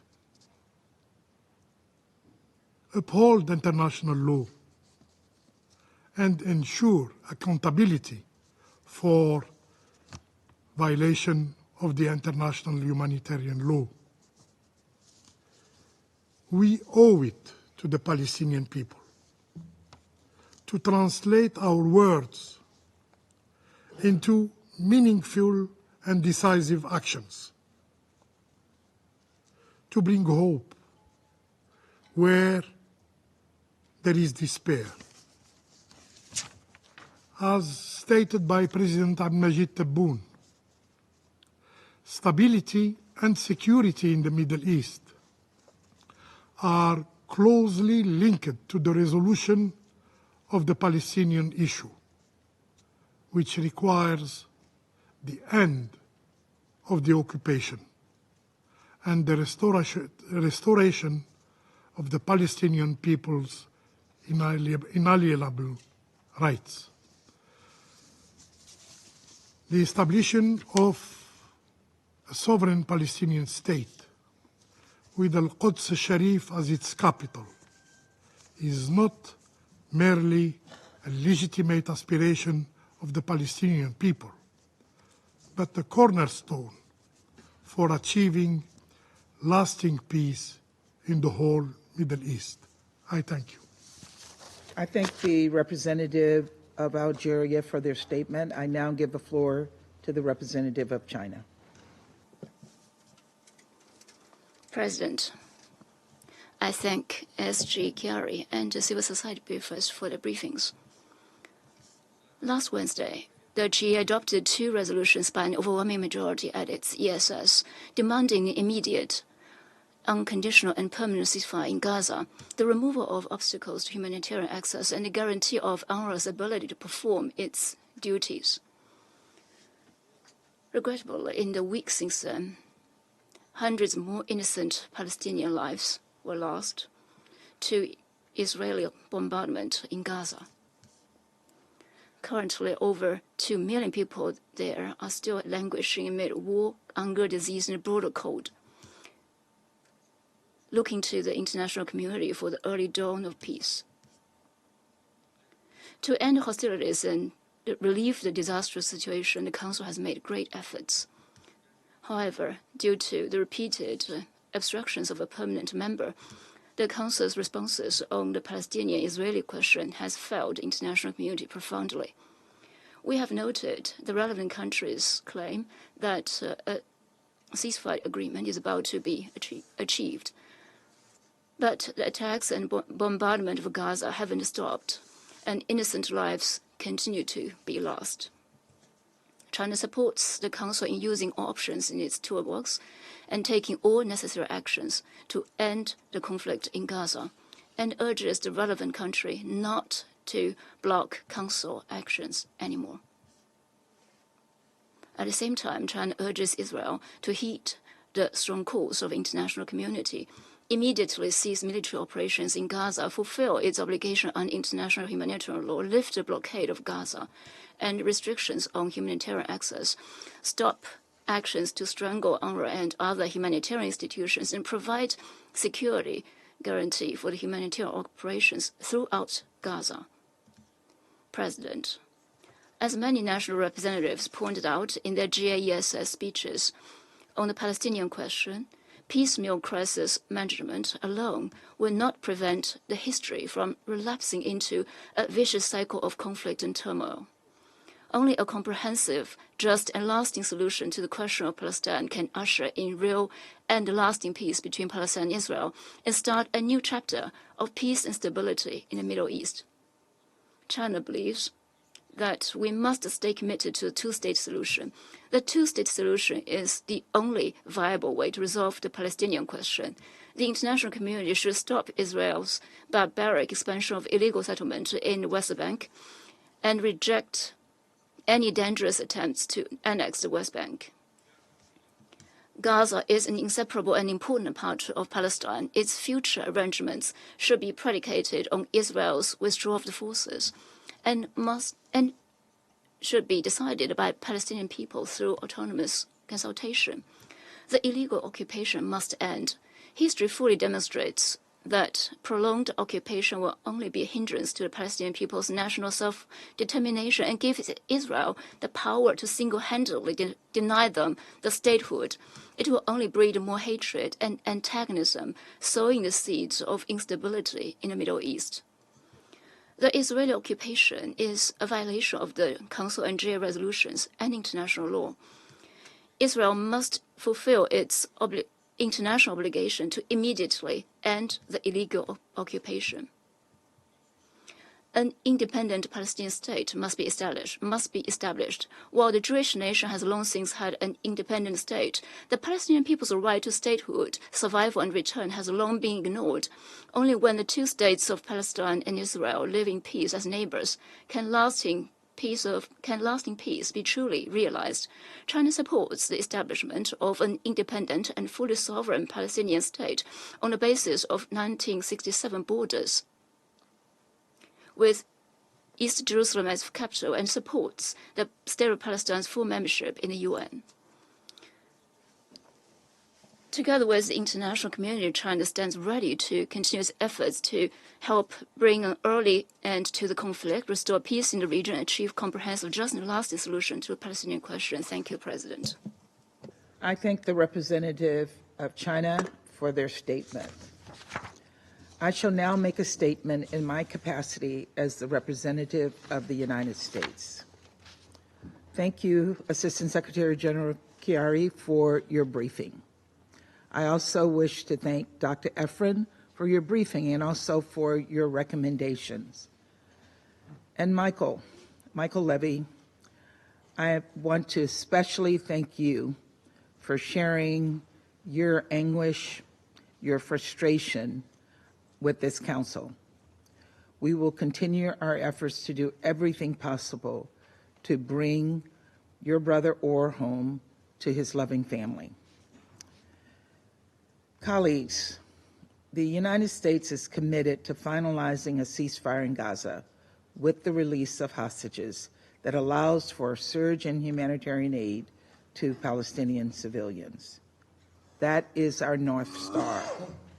And despite progress coming in fits and starts, despite progress feeling at times frustratingly slow, there is still a reason for hope. Thanks to the ceasefire between Israel and Lebanon, Hamas is isolated. As we sit here, negotiators are in the region, working hard to close the remaining gaps between the parties. Now, let me be clear, I'm not starry-eyed here, but there are still difficult issues to resolve. We cannot give up on diplomacy. We cannot give up on the 2 million Palestinians in Gaza for over a year have lived through hell, a hell that was ignited by Hamas when it attacked Israel on October 7th. This was not an effort at peace. This was a declaration of war. And as we heard from Michael, we cannot give up on the 100+ remaining hostages, including 7 Americans, or their families, who have also endured the unimaginable these past 14 months. Colleagues, granting Hamas, a terrorist organization, their demand for an immediate unconditional ceasefire offers no path to durable peace. It will not end the suffering or cycles of violence for Israelis and Palestinians. Instead, we must speak with one voice and demand that Hamas agree to release the hostages they are holding so that we can implement the deal on the table, to end the suffering of hostages from more than a dozen member states and millions of Palestinian civilians in Gaza, and to put the parties back on a path toward a 2-state solution. It also is time for Israel and the United Nations to stop working against each other and instead take pragmatic steps to ensure there is no interruption of humanitarian aid delivery to Palestinians in desperate need. We reiterate our concern that Israel must not in any way restrict the delivery of humanitarian assistance in Gaza, imposing obstacles that must be removed. Going forward, Israel must also ensure that the implementation of recent legislation does not further impede the delivery of humanitarian assistance and critical services, including by UNRWA, which remains a vital lifeline for Palestinians. Equally vital, as the aid delivery architecture in Gaza evolves, the UN must work with all relevant parties and have a viable plan in place to facilitate aid deliveries. The Secretary General's recent letter regarding UNRWA and the future of aid delivery in Gaza suggests that the UN has not yet begun an earnest conversation with Israel regarding implementation of the legislation. Nor does it appear that relevant UN agencies have had detailed conversations regarding steps they could take to help ensure continuity of UN aid deliveries to Gaza. With lives in the balance, this must change. The UN must demonstrate that it will continue to work to find a path to support the people of Gaza. Colleagues, cynicism will not end this horrific conflict, but bold leadership can offer the prospects of a durable peace, one in which Palestinians and Israelis live side by side with equal levels of dignity, security, and opportunity. To put a finer point on it, a durable peace between Israelis and Palestinians will only be achieved through a negotiated two-state solution consistent with this Council's resolutions. There's no other path that guarantees Palestinians can live with the freedom and dignity they deserve. And there's no other path that guarantees an enduring peace between Israel and its neighbors. This is a peace worth striving for, and it's one the United States has worked tirelessly to advance, even in the darkest hours since October 7th. And so even as we work to surge relief into Gaza right now, we must also think about a day after, one in which Gaza is reunited with the West Bank under the control and governance of a revitalized and reformed Palestinian Authority. Economic security in the West Bank offers a foundation on which the parties can build. In this regard, we welcome the Israeli government's recent decision to extend correspondent bank relationships between Israeli banks and their Palestinian counterparts for another year. It's a step in the right direction to help build trust and deepen economic links, but it's just a start. We need to see a resumption of the economic activities, including worker permits that ground to a halt following October 7th. We also remain deeply concerned that other Israeli actions in the West Bank undercut the Palestinian Authority's ability to meet the needs of the Palestinian people and more broadly dampen the prospects of a two-state solution. Colleagues, we reiterate our position that advancing Israeli settlements in the West Bank is an obstacle to the achievement of a two-state solution, the end state we all want to see as we seek to bring the fighting in Gaza to a close. Yet, more settlement units were approved this past year than in any other 12-month period this decade. We reiterate our belief that Israel's program of support for the expansion of settlements is inconsistent with international law and only serves to weaken Israeli security. We also remain deeply concerned about violence committed by extremist settlers in the West Bank, A disproportionate amount of this violence emanates from illegal outposts, several dozen of which have been established over the past year. To be clear, these outposts are illegal under Israeli law. The hundreds of violent attacks over the past year have forced Palestinians to abandon their homes and vacate more than a dozen of their villages. Even more alarming, last year saw the highest number of Palestinians killed in the West Bank since the UN began collecting data in 2005.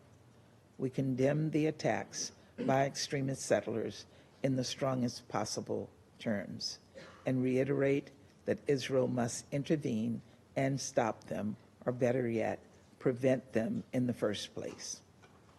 To that end, we urge Israel to halt efforts to legalize outposts in the West Bank and to do everything possible to de-escalate tensions and hold all perpetrators of violence accountable, no matter the background of the perpetrator or the victim.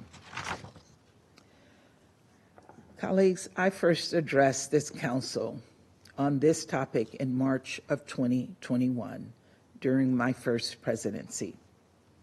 I had just arrived at the United States mission to the United Nations just a few weeks prior. And I outlined 3 pillars of U.S. policy with respect to the Israeli-Palestinian conflict. The first was to sustain our ironclad commitment to Israel's security. The second was to help both Israelis and Palestinians take steps toward a two-state solution, ensuring Israel's future as a democratic and Jewish state while upholding the Palestinian people's legitimate aspirations for a state of their own. And the third was to deliver aid to the Palestinian people. I said then, and I quote, "Let us strive to achieve peace and prosperity for all." So much has changed since that meeting nearly 4 years ago. So many lives have been shattered before, on, and in the months that have followed October 7th as a result of the catastrophic conflict that Hamas instigated. But now, like in 2021, the United States remains committed to bringing that cycle to an end. And so we will continue to work tirelessly to advance diplomacy on the ground. For a ceasefire with the release of hostages, for a surge of aid today and days after in Gaza that reaffirms the dignity, the security, and opportunity of Palestinians and Israelis alike. For a two-state solution and a new day for the next generation. Let us strive to achieve that peace and prosperity for all. Thank you. I resume my function as President of the Council. The representative of Mozambique has asked for the floor to make a further statement. I give them the floor. Thank you. Madam President, I have asked the floor for the second time just to make a correction to the statement I just delivered. Our thanks go to Assistant Secretary General Khalid Kiari instead of Madame Di Carlo, as I mentioned by mistake. Thank you. I thank the representative of Mozambique for their further statement. I now give the floor to the permanent observer of the observer state of Palestine. Madam President, let me at the outset thank the Council for your constructive approach, always seeking to move the needle in the right direction, in manners that the wider public is unaware of. Allow me also to thank the briefers to whom we listened carefully, and to thank the Secretary General and his representative, Khalid Khayari, ASG, for the report on implementation of Security Council Resolution 2334 and for their diligent efforts. Madam President, another year is ending and the massacres have yet to end. The Council adopted a year ago, almost day for day, Resolution 2720. And still, a year later, starvation and famine are an integral part of the Israeli assault on our people. In Gaza, every Palestinian life has either been upended or completely ended. More than 150,000 casualties, Palestinian children, women, and men murdered, wounded, maimed by a ruthless Israeli military onslaught by air, land, and sea that continues as we speak, claiming more lives every single State of Palestine for his statement. I now give the floor to the representative of Israel. Thank you, Madam President. I would like to thank Assistant Secretary General Chiari and Dr. Efron for their briefings. I would like to thank the United States for allowing the voices of the hostage families to finally be heard in this Council. Michael, thank you for your brave and incredibly powerful briefing. We will do everything we can to bring your brother and all of the hostages home. I must note my disgust at the fact that the Algerian representative could not bring himself to acknowledge Michael and the pain he suffers every day because of Hamas, or even mention the crimes of Hamas in Gaza. As we have reached the end of a very long year, I would like to ask you all to cast your minds back to these past 12 months. The pain and suffering felt by so many, including the families of the 100 hostages still held by Hamas, and the sacrifices made to protect the innocent from terrorists. However, this was also 12 months of immense transformation, and ahead of us lies opportunity. In 2024, the Middle East has become virtually unrecognizable. We continue to dismantle Hamas, and we continue to eliminate any threat that they may pose, and rid Gaza of their terrorist oppressors. Moving north, Hezbollah, once Iran's most vicious and dangerous proxy, has been heavily degraded. Arch terrorists, you remember those names, Yahya Sinwar, Muhammad Def, Hassan Nasrallah, Ibrahim Akil, and dozens of others who have caused unimaginable suffering to millions, not only Israelis, have been eliminated. Now, the Assad regime, responsible for the deaths of hundreds of thousands of his own people, has crumbled to dust.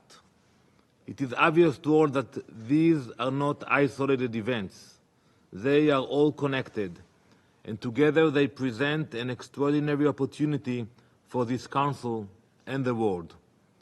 The chance before us is clear, the chance to finally end the Islamic regime of Iran's aspirations for a Shiite supremacist empire, the chance to liberate the world from the most corrupt, most violent, most destabilizing regime.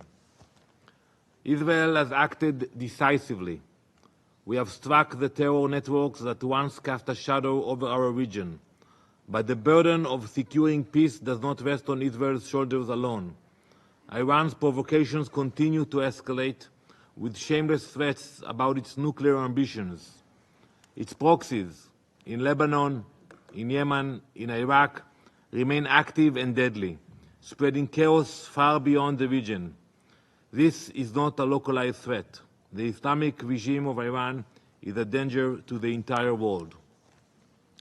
The recent report from the International Atomic Energy Agency on Iran's nuclear progression, alongside the recent letter from the UK, France, and Germany, highlighting Iran's, and I quote, significant non-compliance, were cries for immediate action. This is not about hypothetical future. The danger is already here, looming on the horizon. The time to act is now. This Council must implement crushing sanctions to suffocate Iran's ability to fund its proxies. You must designate the IRGC, its tentacle of terror, as a terrorist organization. These steps are not optional. They are imperative. The Islamic regime thrives on inaction and indecision. If you fail, if you be silent to act decisively, you are complicit in enabling their campaign of terror. Let me be unequivocal. Israel has no intention of occupying Syria or parts of Syria. We are not empire builders, we are defenders. Defenders of our people, our borders, and our right to live in peace. Our actions are limited and defensive. Madam President, we are now approaching the holiday of Hanukkah. It is a time of reflection and resilience, a time to draw lessons from history. Hanukkah tells the story of two miracles. The first of the oil lasting for 8 days in the temple. It was a divine act beyond human control.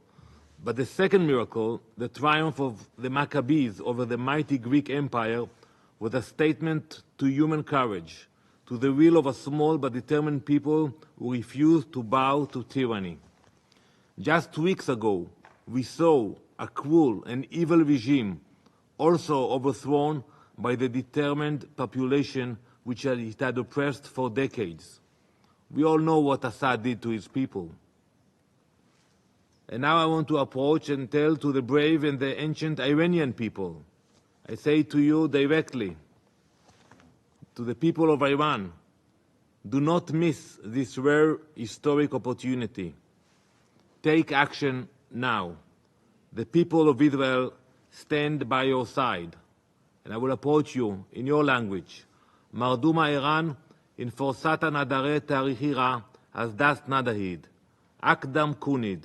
Marduma Israel darkanara shuma hastand. I am telling to the Iranian people, we know the cost of freedom and the courage it demands. Your fight is not just for yourselves, but for the millions of lives the regime has destabilized and destroyed. In your hands lies the power to restore the beautiful Iranian nation, to rebuild a land rich in history, culture, and resilience. Madam President, as we reflect on the hope of Hanukkah, we must also confront the unfinished work before us. The scars of terrorism remain fresh. There are still 100 hostages held by Hamas in Gaza, enduring conditions that are beyond comprehension. As we speak, Israel is negotiating for their freedom. Hamas's crimes against humanity are despicable, and yet much of the world remains silent. Colleagues, while we dismantle Hamas's terror network, we continue our humanitarian efforts to ensure aid reaches those in need. Hundreds of trucks enter Gaza on a daily basis. The total aid amount has now reached 1.2 million tons. Just this past Saturday, we coordinated the entry of 5,000 liters of fuel to operate essential hospital systems. Alongside the fuel, we delivered hundreds of boxes of medical equipment and food. Additionally, 36 patients and caregivers were transferred to more stable hospitals in Gaza. Yet, look what happened on the same day. As we delivered life-saving medical aid to Gazan civilians, Hamas terrorists fired rockets just 50 meters from an international aid warehouse. That's the reality we are facing. We will continue to do our work. We will continue to open new aid crossings. We will continue to facilitate aid with our international partners. As we conclude this painful yet transformative year, Israel looks to the future. Each of us are intelligent enough to recognize that there are two sides at this table, and let's be honest about it. One side truly desires a constructive, meaningful, and peaceful future. The other side, however, uses this conflict as a tool to promote their own agendas. Some use it to distract from their conflicts in their own corner of the world. Some use it to sustain their failing organizations, and others use it to serve their domestic political interests. Ultimately, Israel will remain clear-eyed. We will bring back all of our hostages. We will continue to do what is necessary to see that peaceful, constructive future realized, regardless of the noise, the bias, and the agendas we see play out in this room and beyond. I thank you, Madam President. I thank the representative of Israel for their statement. There are no more names inscribed on the list of speakers. The meeting is adjourned.